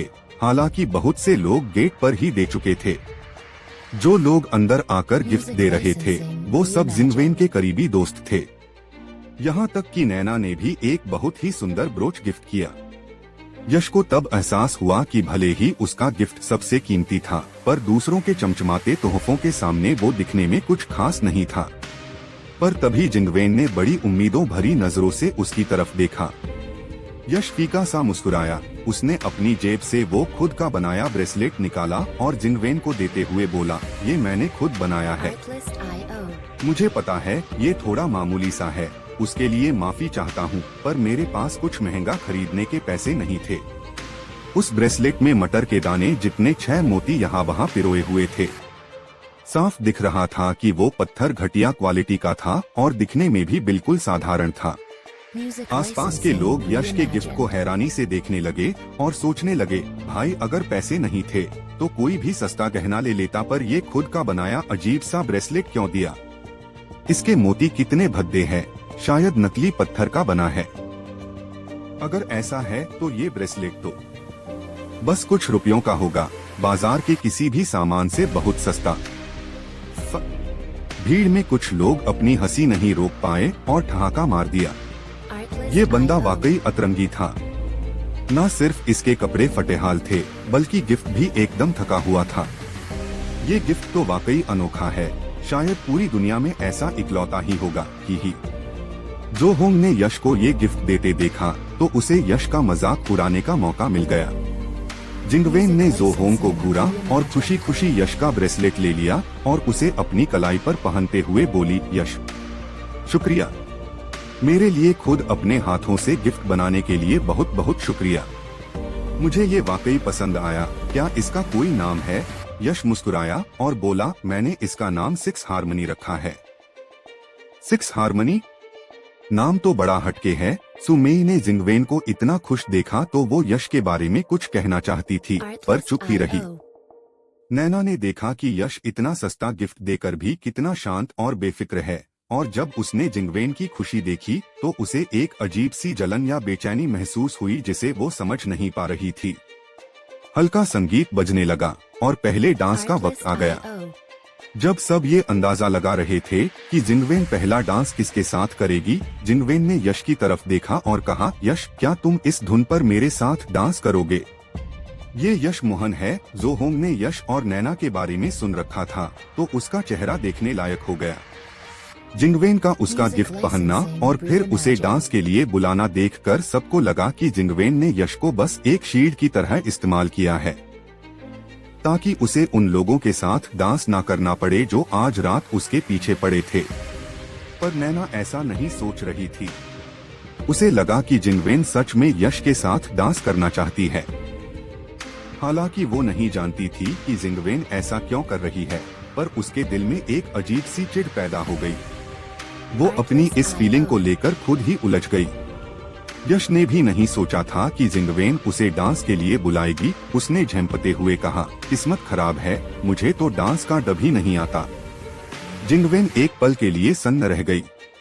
उसने सब कुछ सोचा था, पर ये नहीं कि यश को डांस करना नहीं आता होगा। भले ही मोहन परिवार ने उसे निकाल दिया था, पर वो था तो वहीं का कुंवर और नवसागर यूनिवर्सिटी का स्टूडेंट भी, उसे डांस करना कैसे नहीं आता? सिर्फ ली मुमेई जानती थी कि यश को वाकई डांस नहीं आता। पुराने वक्त में यश भले ही बड़ी भी फेंकता था, पर वो कभी क्लब या डांस फ्लोर पर नहीं गया था। उसके दोस्त भी कम ही थे और वो बस अपनी अकड़ दिखाने में लगा रहता था। चैप्टर 25 पहला डांस मैं तुम्हें सिखा सकती हूँ, जिंगवेन ने जवाब दिया। वो जानती थी कि ये बस एक बहाना है, पर अगर उसने यश के साथ डांस नहीं किया तो उसे दूसरों को मना करना मुश्किल हो जाता। जाहिर है जैसे ही जिंगवेन ने ये कहा, सब उसे देखने लगे। उसे डांस सिखाएगी? क्या ये इतनी जल्दी सीखा जा सकता है? जिंगवेन, एक काम करते हैं, पहला डांस शुरू होने वाला है तो तुम मेरे साथ डांस करो और मैं बाद में कुछ प्रोफेशनल्स को बुला लूंगा जो यश को डांस सिखा देंगे। ये बोलने वाला वांग पेंग था। ये कब टपक पड़ा, यश ने सोचा और वांग पेंग की तरफ देखा जो उसे बड़ी ठंडी नजरों से घूर रहा था। उसकी आंखों में साफ चेतावनी थी, लेकिन यश सतर्क हो गया। इसलिए नहीं कि वांग पेंग उससे चिढ़ रहा था, बल्कि इसलिए क्योंकि वांग पेंग का हाथ ठीक हो चुका था। यश को अपनी तकनीक पर भरोसा था। उसने वांग पेंग की हड्डियों में थोड़ी सी प्राण ऊर्जा छोड़ दी थी, जिसे आज की मेडिकल साइंस से ठीक करना नामुमकिन था। अगर उसे अपना हाथ पूरी तरह ठीक करना था तो उसे किसी ऐसे गुरु की जरूरत थी जिसे प्राण ऊर्जा का ज्ञान हो। क्या यहाँ भी ऐसे गुरु मौजूद है? लग रहा था कि अब उसे आगे संभल कर रहना होगा। उसे नहीं पता था कि यहाँ के गुरुओं में कितनी ताकत है, इसलिए उसे चौकन्ना रहना ही था। भले ही यहाँ कोई साधक नजर नहीं आ रहा था, पर कौन जानता है, वो खुद भी तो शहर में छुपा हुआ एक साधक ही था। और कभी कभी तो साधारण साधक भी उन लोगों का मुकाबला नहीं कर पाते जो मार्शल आर्ट्स में माहिर होते हैं। हालांकि यश दोनों में माहिर था, फिर भी वो कोई रिस्क नहीं लेना चाहता था। आखिर अभी उसकी शक्तियाँ काफी कम थीं। जरूरत नहीं है यश, मैं तुम्हें सिखाती हूँ। जिंगवेन ने तुरंत वांग पेंग को मना कर दिया और उसकी नजरें यश पर ही टिकी थीं, जो हल्का सा मुस्कुरा रहा था। अगर वांग पेंग बीच में ना आता तो शायद यश कह देता कि वो इतनी जल्दी नहीं सीख पाएगा, पर अब जब पेंग ने उसे चैलेंज किया था तो यश पीछे हटने वालों में से नहीं था। ठीक है, सिखाने की जरूरत नहीं है, बस एक बार बता दो। यश की बात सुनकर वांग पेंग और भी ज्यादा चिढ़ गया। क्या ये सिर्फ एक बार बताने से सीख जाएगा? इस बात पर किसी को यकीन नहीं हुआ। यहाँ तक कि जिंगवेन को भी भरोसा नहीं था, पर उसे तो बस यश के साथ डांस पूरा करना था। उसे नहीं लगा था कि यश बिना प्रैक्टिस के सिर्फ सुनने भर से सीख जाएगा। खैर, जब यश ने कह ही दिया था तो जिंगवेन ने उसे वॉल्ट्स के स्टेप्स समझाए और कुछ मूव्स करके दिखाए। इतना काफी है। जिंगवेन को रुकते देख यश मुस्कुराया और उसे रोक दिया। इसी बीच पहले डांस का म्यूजिक शुरू हो गया। सब यश और जिंगवेन को डांस फ्लोर की तरफ जाते हुए देख रहे थे। वो देखना चाहते थे कि यश कैसा डांस करता है, और कुछ लोग तो उसकी बेइज्जती होने का इंतजार कर रहे थे। नैना ने यश की तरफ देखा। उसे लगा कि यश की मुस्कान में एक अलग ही आत्मविश्वास है। यश ने जिंगवेन का हाथ पकड़ा और उसकी खुशबू ने यश को एक अजीब सी कशिश में भर दिया। अपनी गुरु के साथ भागने वाले उस पल के अलावा वो कभी किसी औरत के इतने करीब नहीं आया था। उसके दिल की धड़कनें तेज होने लगी। हालांकि पिछली जिंदगी में लावण्या उसे उठाकर ले गई थी, पर वो पल बहुत छोटा था और वो बेहोश हो गया था। आज बात अलग थी। वो जिंगवेन का हाथ थामे म्यूजिक की धुन पर कदम से कदम मिला रहा था। यश, तुमने मुझसे झूठ बोला। तुमने कहा था तुम्हें डांस नहीं आता, पर तुम तो बहुत अच्छा कर रहे हो। मैं मान ही नहीं सकती कि तुम सिर्फ एक बार बताने से इतना परफेक्ट डांस कर रहे हो। जिंगवेन को डांस करते ही एहसास हो गया कि यश कोई नौसिखिया नहीं है।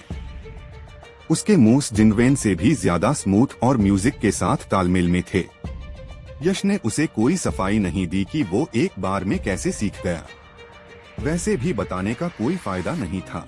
क्या वो जिंगवेन को बताता कि उसके पास सिक्स्थ सेंस जैसी शक्तियां है? उसकी साधना के सामने ये डांस स्टेप्स बहुत मामूली थे। इसके बजाय उसने बस पूछा, क्या तुम अक्सर डांस करती हो? यश ने जिंगवेन का हाथ थाम रखा था और जिंगवेन को उसकी गर्माहट महसूस हो रही थी। डांस के दौरान जब वो यश के करीब आती तो उसे एक अजीब सी हलचल महसूस होती।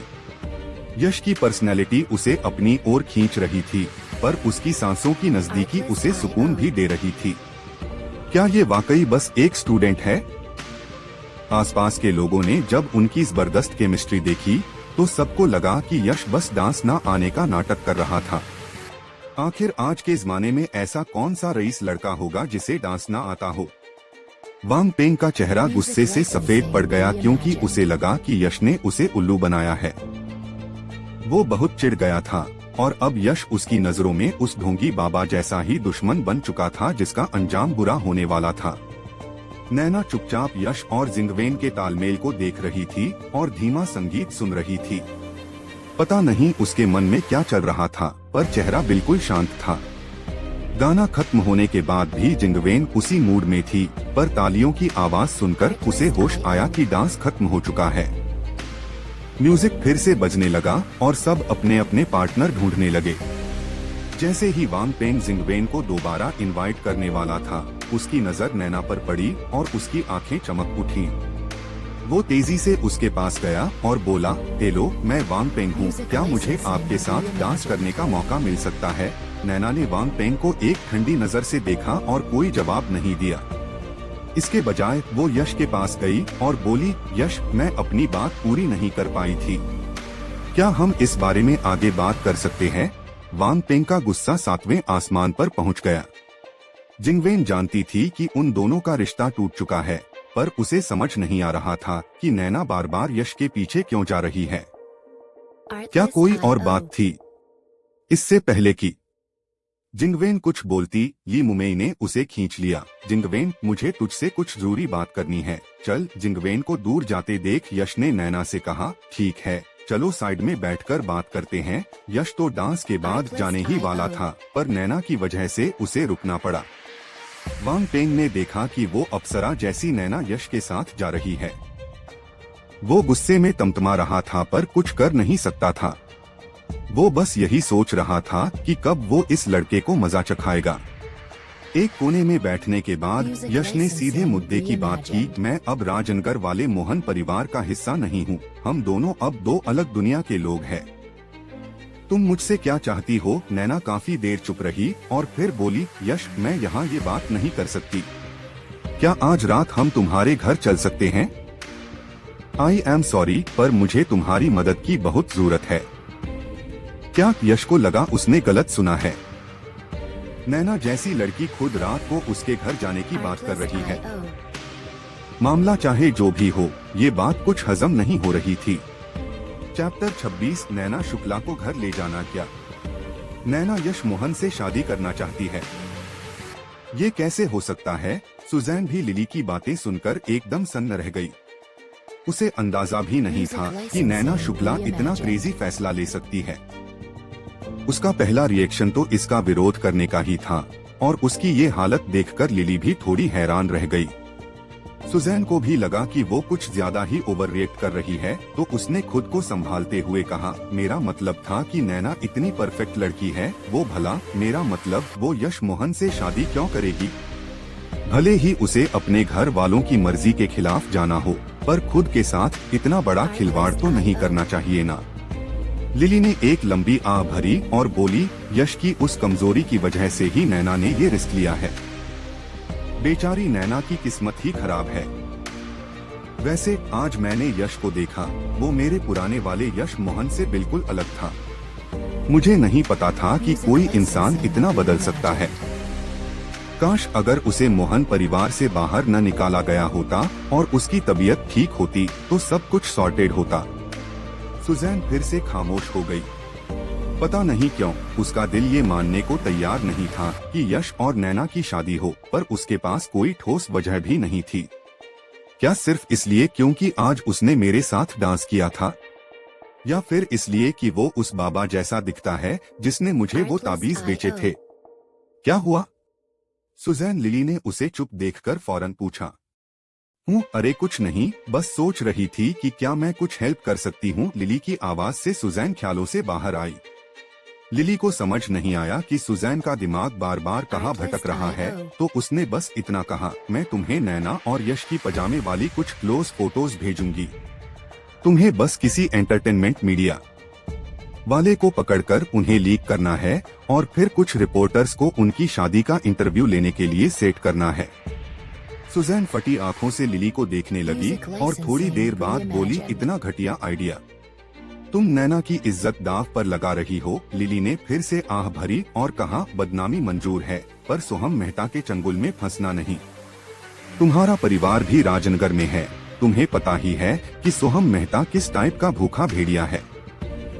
अगर नैना के पास कोई और रास्ता होता तो क्या तुम्हें लगता है वो ऐसा करती? सुजैन जानती थी कि सोहम मेहता किस मिट्टी का बना है। उसे सिर्फ बुरा कहना तो उसकी तारीफ करने जैसा होगा। वो तो जीता जागता राक्षस है जो हड्डियां तक चबा जाता है, और राजनगर की न जाने कितनी लड़कियां उसकी वजह से बर्बाद हुई हैं। उसे अब समझ आया कि नैना ने ये फैसला क्यों लिया। कुछ देर सोचने के बाद सुजैन बोली, लेकिन इस चक्कर में यश मोहन का क्या? वो तो फालतू में यहाँ बलि का बकरा बन जाएगा। मुझे पता है वो मासूम है। पहले मुझे लगा था कि थोड़े पैसे देकर वो मान जाएगा, पर आज का यश मोहन पुराने वाले से इतना अलग है कि मैं उसे पहचान ही नहीं पाई। क्या बुरे वक्त में इंसान इतना बदल सकता है? अब मैं इस मामले में और कुछ नहीं कर सकती। बस ये देखना है कि क्या यश नैना की मदद करना चाहता है। अगर वो मुकर गया तो फिर हम कुछ नहीं कर पाएंगे, लिली ने बेबसी से कहा। सुजैन कुछ बोलना चाहती थी पर आखिर में चुप ही रही। उस वक्त दोनों के बीच गहरा सन्नाटा छा गया। ऐसी क्या इम्पोर्टेंट बात है जिसके लिए मेरे घर जाना जरूरी है? तुम यही नहीं बोल सकती क्या? यश ने हैरानी से उसकी तरफ देखा। नैना शुक्ला ने अपनी नजरें झुका ली। उसे यश को पूरा प्लान समझाने की हिम्मत नहीं हो रही थी। अगर यश लिली के प्लान के लिए नहीं माना तो क्या देश छोड़कर भागना काम आएगा? थोड़ी देर सोचने के बाद उसने हिम्मत जुटाई और कहा, मैं आज रात तुम्हारे घर आना चाहती हूँ क्योंकि मुझे तुमसे अकेले में कुछ जरूरी बात करनी है। उसे यूं परेशान और गंभीर देखकर यश ने एक ठंडी सांस ली। भले ही वो नैना के इरादे नहीं जानता था, पर उसे नैना में अपनी गुरु की झलक दिखी तो उसने हार मानकर कहा, ठीक है, तुम मेरे साथ चल सकती हो। हम बस अभी निकलेंगे, पर जरा रुको, मुझे सुजैन को बाय बोलना है। तुम मान गए? नैना खुशी से उछल पड़ी। जब वो पहली बार यश से मिली थी तो उसे लगा था कि वो मना कर देगा क्योंकि वो लिली की बातों वाले यश से बिल्कुल अलग था। उसे यकीन नहीं था कि यश इतनी आसानी से मान जाएगा। सुजैन, मैं निकल रहा हूँ। नैना को कुछ बात करनी है तो वो मेरे साथ आ रही है। जैसे ही यश खड़ा हुआ उसने सुजैन को एक दूसरी लड़की के साथ आते देखा। उसे लगा कि उसने उस लड़की को पहले कहीं देखा है पर याद नहीं आ रहा था। लिली ने देखा कि यश ने उसे ऐसे इग्नोर किया जैसे वो उसे जानता ही न हो। उसने मन ही मन सोचा कि ये बंदा तो सच में बदल गया है। अरे यश, तुम मान गए? सुजैन ने नैना और यश को अजीब नजरों से देखा। बोलने के बाद उसे एहसास हुआ कि उसने ऐसा सवाल क्यों पूछा। वहीं यश ने तीनों लड़कियों के चेहरे देखे और समझ गया कि कोई ऐसी बात है जो उससे छिपाई जा रही है, फिर भी वो बस मुस्कुरा दिया। चाहे जो भी बात हो, यश मोहन को किसी बात का डर नहीं था। जब नैना शुक्ला अपना बैग लेकर यश के साथ टैक्सी में बैठी तो उसे एक अजीब सा एहसास हुआ। जैसे ही वो यश के साथ सड़क पर चली, उसके दिल का सारा बोझ और टेंशन जैसे पल भर में गायब हो गया। तुम यहाँ रहते हो? यश का छोटा सा घर और आंगन देखकर नैना को काफी अच्छा लगा। यहाँ बहुत शांति थी और माहौल भी काफी सुकून भरा था। उसे मानना पड़ा कि यश ने रहने के लिए बहुत ही बढ़िया जगह चुनी है। यश मुस्कुराया और बोला, हाँ, पर ये तुम्हारे घर जैसा तो नहीं है, थोड़ा पुराना सा है। नैना ने सिर हिलाया और कहा, नहीं, मुझे यहाँ बहुत अच्छा लग रहा है। यश, आ गए तुम? सुनो, पिछली बार जब तुम गए थे। अरे ये कौन है? जब विदुषी ने पहली बार नैना शुक्ला को देखा तो वो उसकी खूबसूरती देखकर दंग रह गई। उसे लगता था कि वो सुंदर है, पर नैना के सामने वो खुद को एक मामूली लड़की समझने लगी। ये घरघुस्सू लड़का इतनी सुंदर लड़की घर ला सकता है? सच में किसी को उसकी शक्ल से जज नहीं करना चाहिए। वैसे यश भी कोई बुरा नहीं दिखता। नैना ने भी विदुषी को देखा और उसे वो काफी फ्रेश वाइब वाली लड़की लगी। उसने सोचा, यश की पसंद तो काफी अच्छी है। तभी वो मुझे घर लाने में हिचकिचा रहा था क्योंकि वो पहले से ही किसी लड़की के साथ रह रहा है। नैना को शक होने लगा कि कहीं यश कोई बड़ा प्लेबॉय तो नहीं है, पर फिर उसे लगा कि वो कुछ ज्यादा ही सोच रही है। उसे इन सब से क्या मतलब, वो तो बस उससे शादी करने आई थी। रुको, क्या इस लड़की को इस बात से कोई ऐतराज नहीं होगा? नैना को अचानक थोड़ी बेचैनी महसूस हुई। माहौल थोड़ा अजीब हो गया था और जब दोनों लड़कियों को लगा कि यश उनका इंट्रोडक्शन कराएगा, वो सीधा अंदर चला गया। नैना ने विदुषी को देखा और चुपचाप यश के पीछे पीछे अंदर चली गई। तुम आज रात मेरे कमरे में सो सकती हो। अगर तुम्हें कुछ कहना है तो अभी कह सकती हो, यश ने नैना को अपने कमरे में ले जाते हुए कहा। हूँ तो फिर तुम कहाँ सोओगे? नैना का प्लान यश के कमरे में सोफे पर सोने का था। उसे बस दुनिया को ये दिखाना था कि वो दोनों एक ही कमरे में सो रहे हैं। लेकिन जैसे ही उसने ये पूछा, उसे लगा कि ये गलत है। ऐसा नहीं कि वो शर्मा रही थी, वो तो पहले से तैयार थी, पर उसे दरवाजे वाली लड़की की याद आ गई। उसे लगा कि यश की कोई गर्लफ्रेंड है और वो उसके साथ रह रहा है। उसकी नजर में अगर वो कपल नहीं होते तो साथ क्यों रहते? नैना को कोरेंटिंग जैसा कोई आइडिया नहीं था। टेंशन मत लो, मेरे पास सोने की जगह है, यश ने बेफिक्री से कहा। सॉरी यश, कहीं मेरी वजह से तुम्हारी गर्लफ्रेंड के साथ कोई गलतफहमी तो नहीं हो जाएगी? नैना ने हिचकिचाते हुए पूछा। वो बस ये कंफर्म करना चाहती थी कि वो लड़की उसकी गर्लफ्रेंड है या नहीं। यश ने शांति से हाथ हिलाया और सफाई देना जरूरी नहीं समझा। इसके बजाय उसने कहा, तुम्हें कुछ कहना था, अब हम यहाँ हैं तो बोल दो। चैप्टर 27, क्या ये कोई बिजनेस डील है? यश को चुप देखकर नैना ने ठंडी सांस ली। उसे लगा उसकी गर्लफ्रेंड है और अब ये काम नहीं हो पाएगा, पर वो उसके साथ नहीं रह रहा था। अब जब वो यहाँ आ गई थी तो शायद यश को अपनी गर्लफ्रेंड के साथ रहने का मौका मिल गया था। क्योंकि मैं तुमसे शादी करना चाहती हूँ। नैना को कोई घुमा फिरा कर बात करना नहीं सूझा तो उसने सीधे बोल दिया। उसे हैरानी हुई कि यश को बिल्कुल भी झटका नहीं लगा। यश का ये अंदाज नैना को थोड़ा अजीब लगा। उसने देखा कि यश बहुत शांत है और कुछ नहीं बोल रहा तो उसने धीरे से पूछा, तुम्हें हैरानी नहीं हो रही? तुम मुझसे इसकी वजह नहीं पूछोगे?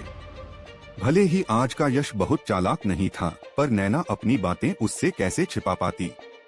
जब वंदना यादव ने उसे बताया था कि नैना उसे इस्तेमाल कर रही है और अब उसका रात को घर आना और शादी की बात करना, यश ने सब कुछ जोड़कर देख लिया था। यश फौरन समझ गया कि नैना उसे फिर से एक ढाल की तरह इस्तेमाल करना चाहती है। यश को चुप और शांत देखकर नैना और घबरा गई और गिल्ट में बोली, मैं तुम्हारे और तुम्हारी गर्लफ्रेंड के बीच नहीं आऊंगी। मुझे बस दुनिया को ये दिखाना है कि हम साथ रह रहे हैं और हमारी शादी हो गई है। मैं तुम्हारी गर्लफ्रेंड को सब समझा दूंगी। जैसा उसने सोचा था, वो उसे फिर से मोहरा बनाना चाहती थी। यश का इंटरेस्ट खत्म हो गया। उसने हाथ हिलाकर कहा, तुम्हें किसी को सफाई देने की जरूरत नहीं है। विदुषी का इस सब से कोई लेना देना नहीं है, उसे बीच में मत लाओ। भले ही वो मना करना चाहता था, पर नैना की उदास आंखें देखकर उसका दिल पिघल गया। भले ही ये औरत उसे इस्तेमाल करना चाहती थी, पर उसने कुछ छिपाया नहीं था। और वैसे भी यश को इस्तेमाल होने से फर्क नहीं पड़ता था, पर उसकी दर्द भरी आंखों ने यश के दिल की धड़कनें बढ़ा दी थी। उसे नहीं पता था कि नैना के साथ क्या हुआ है, पर अगर उसने ऐसा कदम उठाया है तो यकीनन वो किसी बड़ी मुसीबत में होगी जिससे वो अकेले नहीं लड़ सकती। मैं पैसे दे सकती हूँ, मैं तुम्हें फ्री में ये सब करने को नहीं कह रही। यश को हिचकिचाते देख नैना ने झट से कहा, ठीक है, मैं तैयार हूँ। कोर्ट मैरिज कब करनी है ये तुम देख लो, पर एक शर्त है, तुम किसी को मेरी असली पहचान नहीं बताओगी। यश ने बहुत ही सादे अंदाज में जवाब दिया, जैसे ये उसके लिए कोई बड़ी बात न हो। नैना ने यश को बड़ी उम्मीद और खुशी से देखा। उसे यकीन नहीं था कि यश बिना किसी सवाल के मान जाएगा। यश जो भी सोचे पर वो उसकी शुक्रगुजार थी। यश की आखिरी बात का मतलब उसने ये निकाला कि वो विदुषी को कुछ न बताए। इस कार्ड में 5 लाख रुपया है, तुम इसे अभी के लिए रख लो। पासवर्ड 5,75,757 है। नैना ने एक कार्ड निकाला और यश को थमा दिया।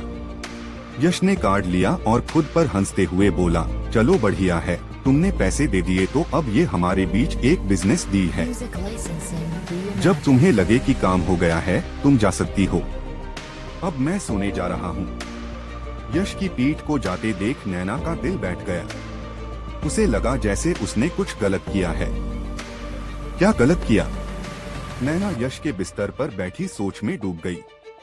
शायद उसे बुरा लगा कि यश पैसों के लिए मान गया, जिसका मतलब लिली उसके बारे में सही कह रही थी। जब यश कमरे से बाहर आया, विदुषी अपने कमरे में जा चुकी थी। उसने वो कार्ड पकड़ा और उसके दिल में हलचल मच गई। जब उसने वो कार्ड लिया था, उसका मन किया कि उसे उसके मुंह पर मार दे और उसे दफा होने को कह दे। उसने नैना को घर आने दिया और उसकी मदद की तो सिर्फ इसलिए क्योंकि उसकी उदास आंखें उसकी गुरु लावण्या की याद दिला रही थीं। सिर झटकते हुए वो सोचने लगा कि नैना ने क्या गलत किया। शायद उसकी नजर में जो उसने किया वो सही था। खैर, उसने अपना कमरा नैना को दे दिया था तो यश के पास जाने की कोई जगह नहीं थी। किस्मत से वो हमेशा आंगन के पीछे वाले हिस्से में साधना करता था। वहाँ एक पुराना पेड़ था और वहाँ बैठकर यश को बहुत शांति मिलती थी। यश पूरी रात उस पेड़ के नीचे प्राण संचय अवस्था में बैठा रहा। उसे अपनी शक्ति बढ़ती महसूस हुई और वो मुस्कुरा उठा। कल रात की सारी खींच मिट चुकी थी और उसने तय किया कि अब से वो हर रात यही साधना करेगा। ऐसा लगता है कि इंसान को मोटिवेशन के लिए धक्के की जरूरत होती है। इससे पहले कि नैना शादी की तारीख तय करती, यश सीधा कॉलेज निकल गया। जब तक यश कॉलेज पहुंचा, नैना और विदुषी सोकर उठी। एक दूसरे को देखकर दोनों थोड़ी झेंप गईं। दोनों को लगा कि यश कल रात दूसरी वाली के साथ सोया था। नैना के लिए ये और भी अजीब था क्योंकि उसे लगा था यश की तबीयत ठीक नहीं है तो वो किसी के साथ कैसे सो सकता है, पर वो पूछने की हिम्मत नहीं कर पाई। लाइब्रेरी में आधा दिन पढ़ाई करने के बाद यश हॉस्टल गया और पूरी दोपहर सोता रहा। रात को उसका दोस्त शिबू उसे जबरदस्ती खाना खिलाने ले गया। वजह ये थी कि उसके पास कॉलेज के पास वाले रेस्टोरेंट का एक फ्री कूपन था। यश, कल तूने क्या धाक जमाई यार? तुझे पता है, तेरे जाने के बाद रिया शर्मा का चेहरा गुस्से से पीला पड़ गया था। अगर यामिनी बंसल मैम ने उसे नहीं संभाला होता तो वो शर्म से कहीं छिप जाती। वैसे कल वो लड़की कौन थी जो तेरे लिए आई थी?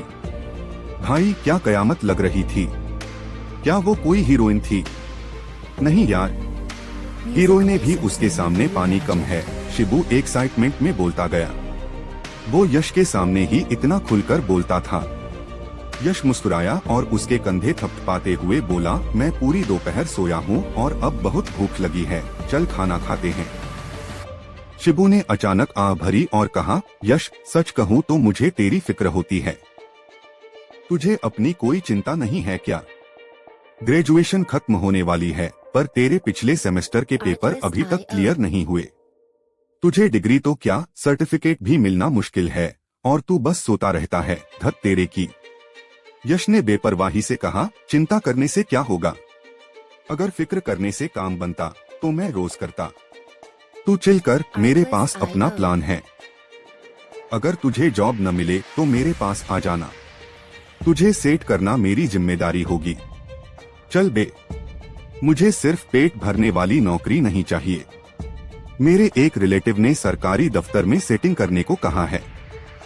जल मत अब, चल, रेस्टोरेंट की खुशबू अभी से आ रही है। शिबू ने जल्दी से यश को रेस्टोरेंट की तरफ खींचा। वो रेस्टोरेंट नवसागर विश्वविद्यालय का सबसे मशहूर अड्डा था। वहाँ का खाना लाजवाब था। भले ही वो शहर के बड़े होटलों जैसा न हो, पर यश को वहाँ का स्टाइल पसंद था। शिबू के पास सिर्फ 200 रुपया का कूपन था, पर 2 लोगों के लिए वो काफी था। हालांकि यश और शिबू काफी करीब थे, पर साथ खाने का मौका कम ही मिलता था। यश ने 2 बोतल शराब भी मंगवा ली और दोनों रात के 8 बजे तक खाते पीते रहे। शिबू जल्दी चढ़ जाने वाला बंदा था, तो ज्यादातर शराब यश ने ही पी।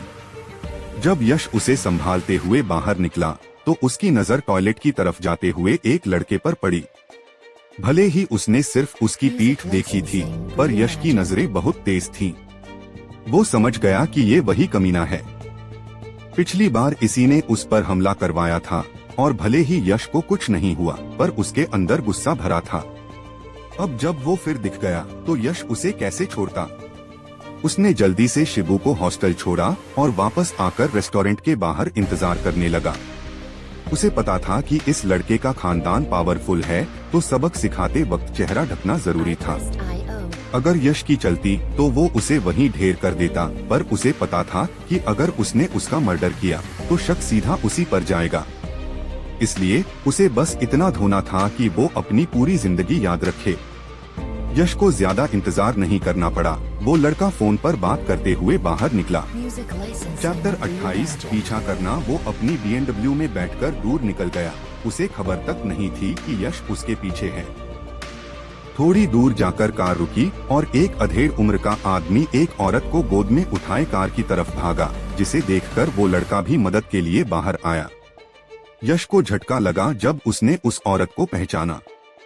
वो कोई और नहीं बल्कि यामिनी बंसल थी, जिसे सब खड़ूस बंसल कहते थे। वो यश की इंग्लिश टीचर थी। यामिनी यहाँ इस लड़के के साथ क्या कर रही है? यश हैरान था, पर उसने ज्यादा दिमाग नहीं लगाया। ऐसा लग रहा था कि यामिनी नशे में है और उसे सहारे की जरूरत है। सड़क की पीली लाइट में वो लड़का जल्दी से यामिनी को कार में ले गया। भले ही उनके बीच जो भी रिश्ता हो, पर इस हालत में उसे ले जाना कुछ ठीक नहीं लग रहा था। हालांकि यश को यामिनी कुछ खास पसंद नहीं थी, पर आज वो यहाँ उस लड़के का हिसाब चुकता करने आया था। कार धुआं छोड़ती हुई निकल गई और यश छिपकर उसके पीछे हो लिया। शुक्र है कि शहर के अंदर स्पीड लिमिट कम थी। यश की रफ्तार इतनी तेज थी कि वो आराम से कार का पीछा कर पा रहा था। 10 मिनट बाद कार एक शांत इलाके में घुसी। यश मेन गेट से तो नहीं जा सकता था, तो उसने कैमरा चेक किया और दीवार फांदकर अंदर घुस गया और दूर से कार पर नजर रखने लगा। कार एक बिल्डिंग के सामने रुकी और वो दोनों यामिनी को सीढ़ियों से ऊपर ले गए। यश बस नीचे से देखता रह गया, क्योंकि उसकी प्राण संचय अवस्था अभी पहली स्टेज पर थी। अगर वो तीसरी स्टेज पर होता तो गायब होकर उनके पीछे चला जाता, पर अभी रिस्क था और वो उसे सीढ़ियों पर नहीं बल्कि अंदर जाकर सबक सिखाना चाहता था। यश ने थोड़ी देर इंतजार किया और जल्द ही चौथी मंजिल की एक खिड़की में लाइट जली। यश समझ गया कि वो कहाँ गए हैं और बिना देर किए खिड़की के रास्ते किचन से अंदर घुस गया। छोटे मालिक, मैं तैयार हूँ। यश ने उस दूसरे आदमी की आवाज सुनी। जब मैं इस पर शुरू करूँ तब रिकॉर्डिंग चालू करना। सब कुछ साफ दिखना चाहिए, खासकर जब ये चिल्लाए। मुझे ये सब रिकॉर्ड पर चाहिए। मुझे नहीं लगता कि इसके बाद ये हमारी बात नहीं मानेगी। उस लड़के की बात खत्म होते ही कपड़े फटने की आवाज आई। तो ये दोनों मिलकर यामिनी का रेप करना चाहते हैं और वीडियो भी बनाना चाहते हैं। यश सोचने लगा कि क्या इनका कोई पुराना पंगा था या यामिनी के पास इनका कोई राज था। यश को लगा कि कपड़े वो लड़का फाड़ रहा है, पर जब उसने लात मारकर दरवाजा खोला तो देखा कि यामिनी खुद अपने कपड़े फाड़ रही थी। यामिनी का चेहरा लाल पड़ चुका था। साफ था कि उसे कोई नशीली दवा दी गई है। उसने अपने सीने के पास से कपड़े फाड़ दिए थे और उसकी हालत देखकर एक पल के लिए यश भी सकपका गया। कौन है बेतूक? दरवाजा खुलते ही वो दोनों डर गए, पर जब उन्होंने एक नकाबपोश आदमी को देखा तो उनकी जान में जान आई। उस लड़के को पता था कि उसका साथी लड़ना जानता है। भाई, क्या चाहिए? अगर पैसे चाहिए तो ले ले, और हमारे बाद तू भी मजे कर सकता है। माल एकदम कड़क है। वो लड़का यश को बातों में उलझाने लगा, साथ ही वो अपने कपड़े ठीक करने लगा। गंदी नाली के कीड़े, यश ने बस इतना कहा और उसे ऐसी लात मारी कि वो सीधा दीवार से जा टकराया। गिरते ही वो बेहोश हो गया। दूसरे आदमी ने देखा कि ये कोई मामूली बंदा नहीं है, तो उसने कैमरा फेंका और चाकू निकालकर यश पर हमला कर दिया। वो फुर्तीला था, पर यश के सामने उसकी क्या औकात। यश की नजर में ये बंदा पिछले वाले गुंडे से भी गया गुजरा था। यश ने 2 लातें मारी और उसे हवा में उड़ा दिया। वो आदमी सीधा छत से टकराया और कैमरा भी टूटकर चकनाचूर हो गया। फिर वो सीधा उस लड़के के ऊपर जाकर गिरा। रुक जा भाई, तुझे पता है ये किसका बेटा है? ये मेयर का लड़का है, तू डरा नहीं क्या? वो आदमी जमीन पर पड़ा होने के बावजूद धमकी दे रहा था। यश हंसा और उसके सिर पर एक लात जमाई। वो भी तुरंत ढेर हो गया। यश ने कमरे में देखा, दीवार पर यामिनी की फोटो थी। यश समझ गया कि ये यामिनी का ही घर है और वो लड़का कितना नीच है। अगर उसने यामिनी के घर में ये सब किया होता तो वो बेचारी या तो खुदकुशी कर लेती या उसकी गुलाम बन जाती। वो सोचने लगा कि आखिर उसे यामिनी से क्या चाहिए था, सिर्फ जिस्म तो नहीं हो सकता। यश ने उन दोनों को उठाया और बाहर ले जाने लगा। वो यामिनी के सामने उनका हिसाब नहीं करना चाहता था। जैसे ही वो दरवाजे तक पहुंचा, यामिनी के कराहने की आवाज आई। यश ने मुड़कर देखा तो यामिनी लगभग निर्वस्त्र हो चुकी थी। यामिनी की ऐसी हालत देखकर यश का दिल जोरों से धड़कने लगा, पर उसे फौरन एहसास हुआ कि मामला गंभीर है। उसे बहुत ही स्ट्रॉन्ग नशा दिया गया था।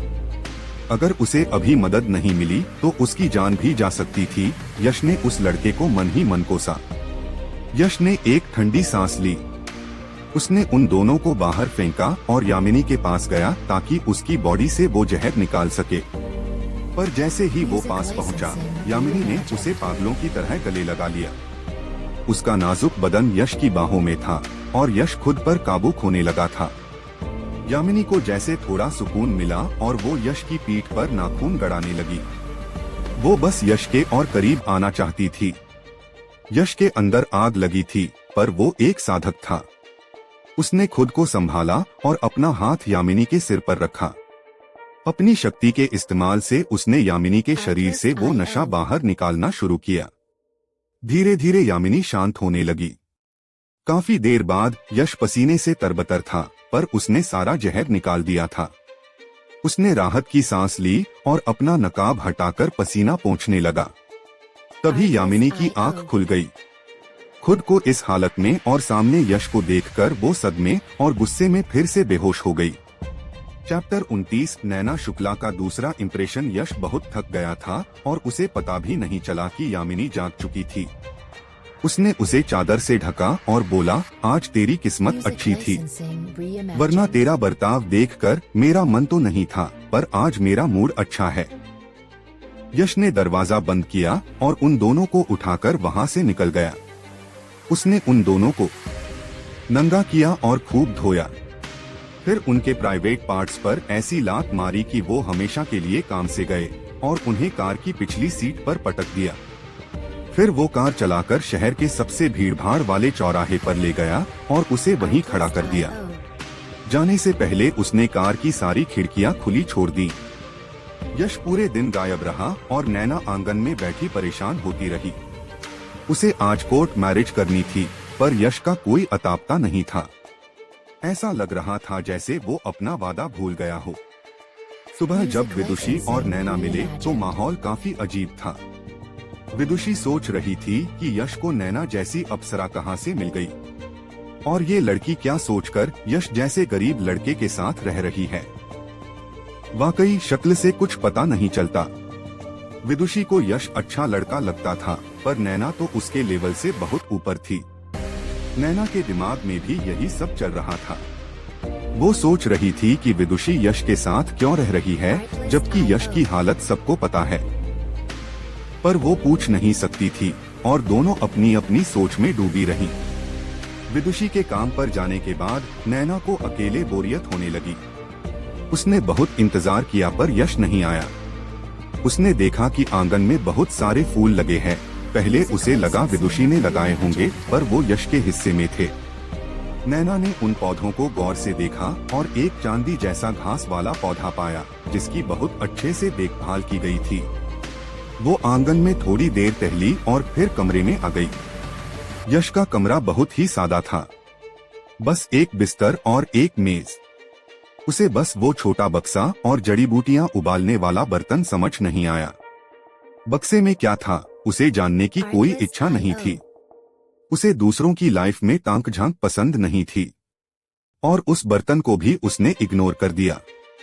उसे लगा कि यश वैसा नहीं है जैसा लिली ने बताया था, पर कुछ बातें मिल भी रही थीं। ये सब बड़ा अजीब था। उसे नहीं पता था कि सुजैन और यश का क्या कनेक्शन है, पर सुजैन उसे पसंद करती थी। नैना को याद आया कि कैसे वो दोनों पार्टी में डांस कर रहे थे, और जब यश ने उसे गिफ्ट दिया था उसे तब थोड़ी जलन हुई थी। वो खुद की सोच पर हंस पड़ी। अब उसने देख लिया था कि यश किसी और लड़की के साथ रहता है, पर उसे अब कोई फर्क नहीं पड़ रहा था। यश ने जैसे ही वो 5 लाख रुपया का कार्ड लिया, नैना को यकीन हो गया कि वो पैसों का लालची है और उसका गिल्ट खत्म हो गया। अब बस उसे यश के आने का इंतजार था ताकि वो शादी का सर्टिफिकेट बनवा सके।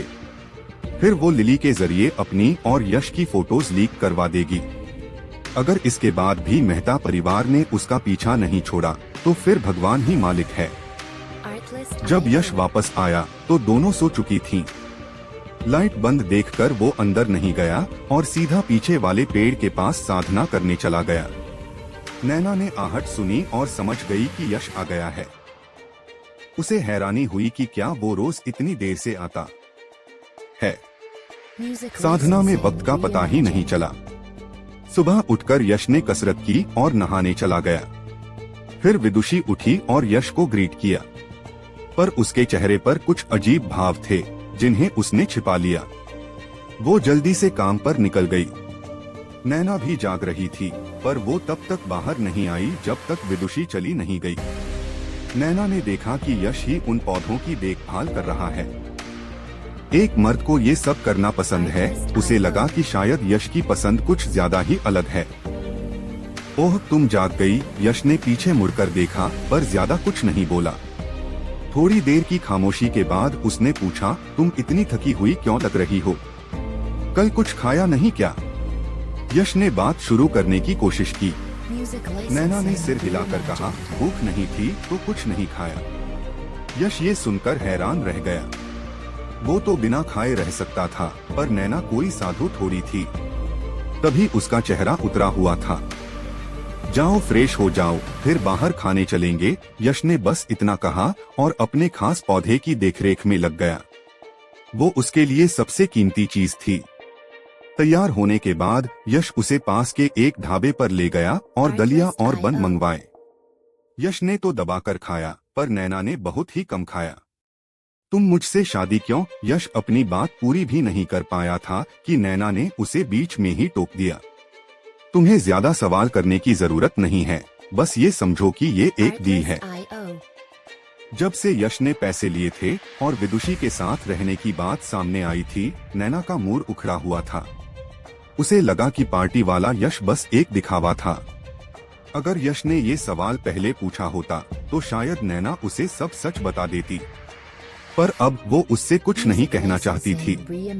वो पैसे देगी और यश अपना रोल निभाएगा, बस इतनी सी बात थी। काम खत्म होने के बाद दोनों अपने अपने रास्ते चले जाएंगे। यश उसकी बात समझ गया और मुस्कुराकर चुप हो गया। उसे इस औरत से कोई इमोशन जुड़ाव नहीं चाहिए था। शादी से उसे कोई फर्क नहीं पड़ता था। कोर्ट मैरिज करना बहुत आसान था, बस आईडी और फोटो चाहिए थी। यश को अपने पिछले जन्म की शादियां याद आईं और वो हैरान था कि यहाँ सब कितना सिंपल है। उसे लगा कि यहाँ तलाक लेना तो और भी आसान है, पर उसके पास सोचने का वक्त नहीं था। जैसे ही सर्टिफिकेट मिला, लिली वहाँ पहुँच गई ताकि वो उन दोनों की कुछ पर्सनल फोटोज ले सके। चैप्टर 30 शादी के बाद की जिंदगी पजामे क्यों पहनने हैं? यश ने अजीब सा मुंह बनाया। लिली उसकी बात समझ गई और बोली, जब नैना को डर नहीं लग रहा तो तुम्हें क्या प्रॉब्लम है? क्या तुम्हें लगता है तुम इस शूट के हीरो हो? नैना को लिली की बात थोड़ी चुभी।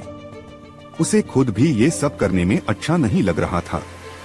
यश मना करने ही वाला था, पर नैना की आंखों ने उसे फिर से लावण्या की याद दिला दी तो वो मान गया। शायद उसके दिल में कहीं न कहीं नैना उसे अपनी गुरु जैसी लगती थी। और वैसे भी जब लड़की को ऐतराज नहीं था तो उसे क्या, उसे कौन सा कुछ खोना था। वो पजामे पहनकर नैना के साथ बिस्तर पर बैठ गया। यश को एक अजीब सी खुशबू आई जो उसे मदहोश कर रही थी। वो अनजाने में नैना के करीब चला गया, जैसे ये कोई एक्टिंग न हो। नैना भी तैयार थी और यश के बगल में लेट गई। पहले उसे थोड़ा बुरा लगा, पर फिर वो नॉर्मल हो गई। यश के पास से कोई बुरी स्मेल नहीं आ रही थी, बल्कि वो काफी फ्रेश लग रहा था। उसकी मर्दाना खुशबू ने नैना को उलझन में डाल दिया। उसने महसूस किया कि यश उसके करीब आ रहा है, पर वो पीछे नहीं हटी, बल्कि वो भी उसकी तरफ झुक गई और आंखें बंद कर ली। नैना का बदन बहुत कोमल था और यश को बहुत सुकून मिल रहा था। पर तभी उसे याद आया कि ये सब बस एक नाटक है और लिली सामने खड़ी है। उसे अपनी भावनाओं पर काबू रखना था। ये सोचकर यश तुरंत पीछे हट गया। तभी लिली ने हंसते हुए कहा, ओहो, तुम दोनों तो सच में खो गए थे। भाई, फोटोज खींच चुकी है, अब नीचे आ जाओ। हद है यार। नैना एकदम से होश में आई और उसका चेहरा लाल हो गया। उसे समझ नहीं आया कि वो बहक कैसे गई और उसने किसी की तरफ नहीं देखा। उसने जल्दी से अपना कोट उठाया और खुद को ढक लिया। यश मुस्कुराया और अपनी नाक खुजलाते हुए कपड़े पहनने लगा जैसे कुछ हुआ ही न हो। फिर वो बाहर चला गया। नैना को समझ नहीं आ रहा था कि वो अपनी सफाई कैसे दे। उसे नहीं पता था कि वो यश की तरफ खींची क्यों चली गई। कोई बात नहीं, फोटोज परफेक्ट आई है। मैं इन्हें सुजैन को भेज दूंगी और एक कॉपी राजनगर ले जाऊंगी। अब तुम यहाँ 1 महीने तक आराम से रहो, सब कुछ सॉर्ट हो जाएगा। मैं तुमसे मिलने आती रहूंगी। लिली ने आह भरते हुए कहा, शुक्र है कि यश की तबीयत ठीक नहीं है, वरना तुम दोनों का साथ रहना खतरे से खाली नहीं होता।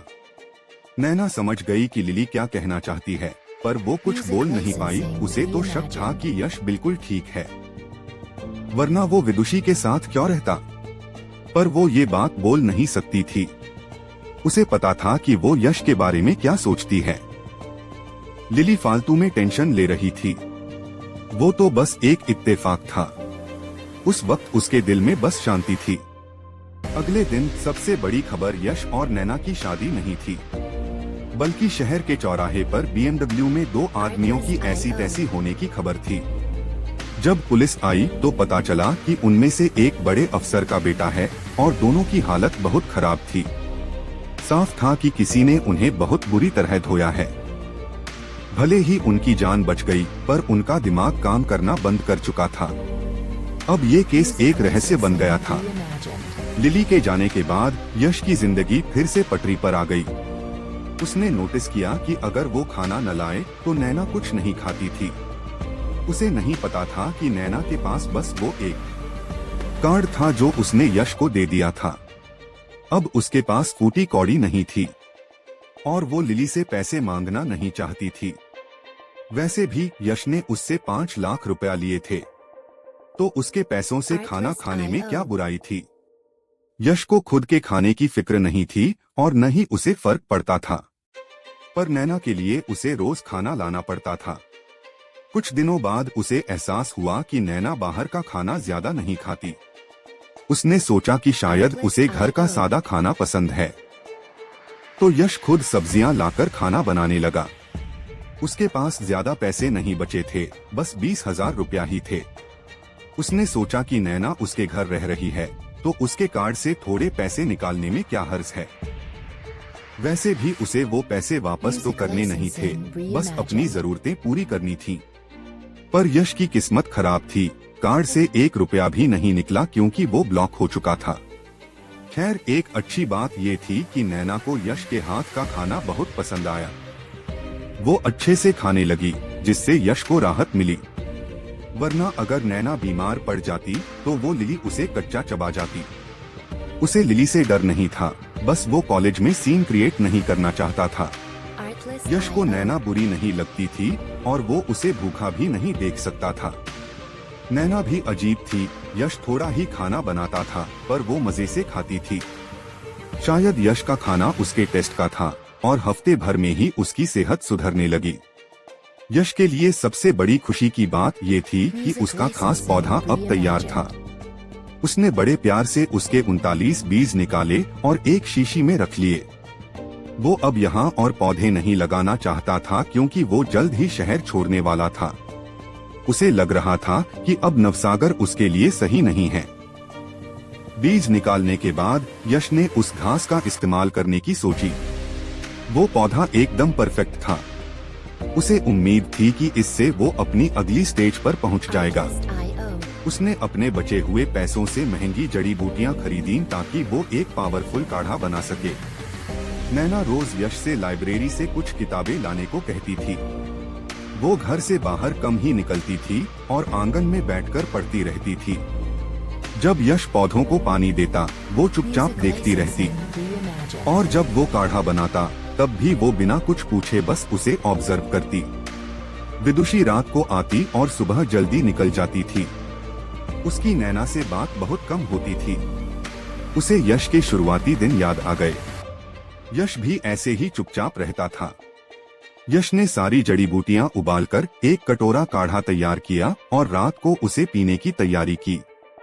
यश, मुझे तुम्हारी मदद चाहिए। किताबों के अलावा नैना ने कभी यश से कुछ नहीं मांगा था और ये पहली बार था जब उसने खुद बात शुरू की। ये कहानी अभी खत्म नहीं हुई। अगर आप इस सफर का हिस्सा बनना चाहते हैं तो सब्सक्राइब जरूर करें। अगला एपिसोड कल अपलोड होगा। अगर आपने अभी तक सब्सक्राइब नहीं किया तो कहानी मिस हो सकती है।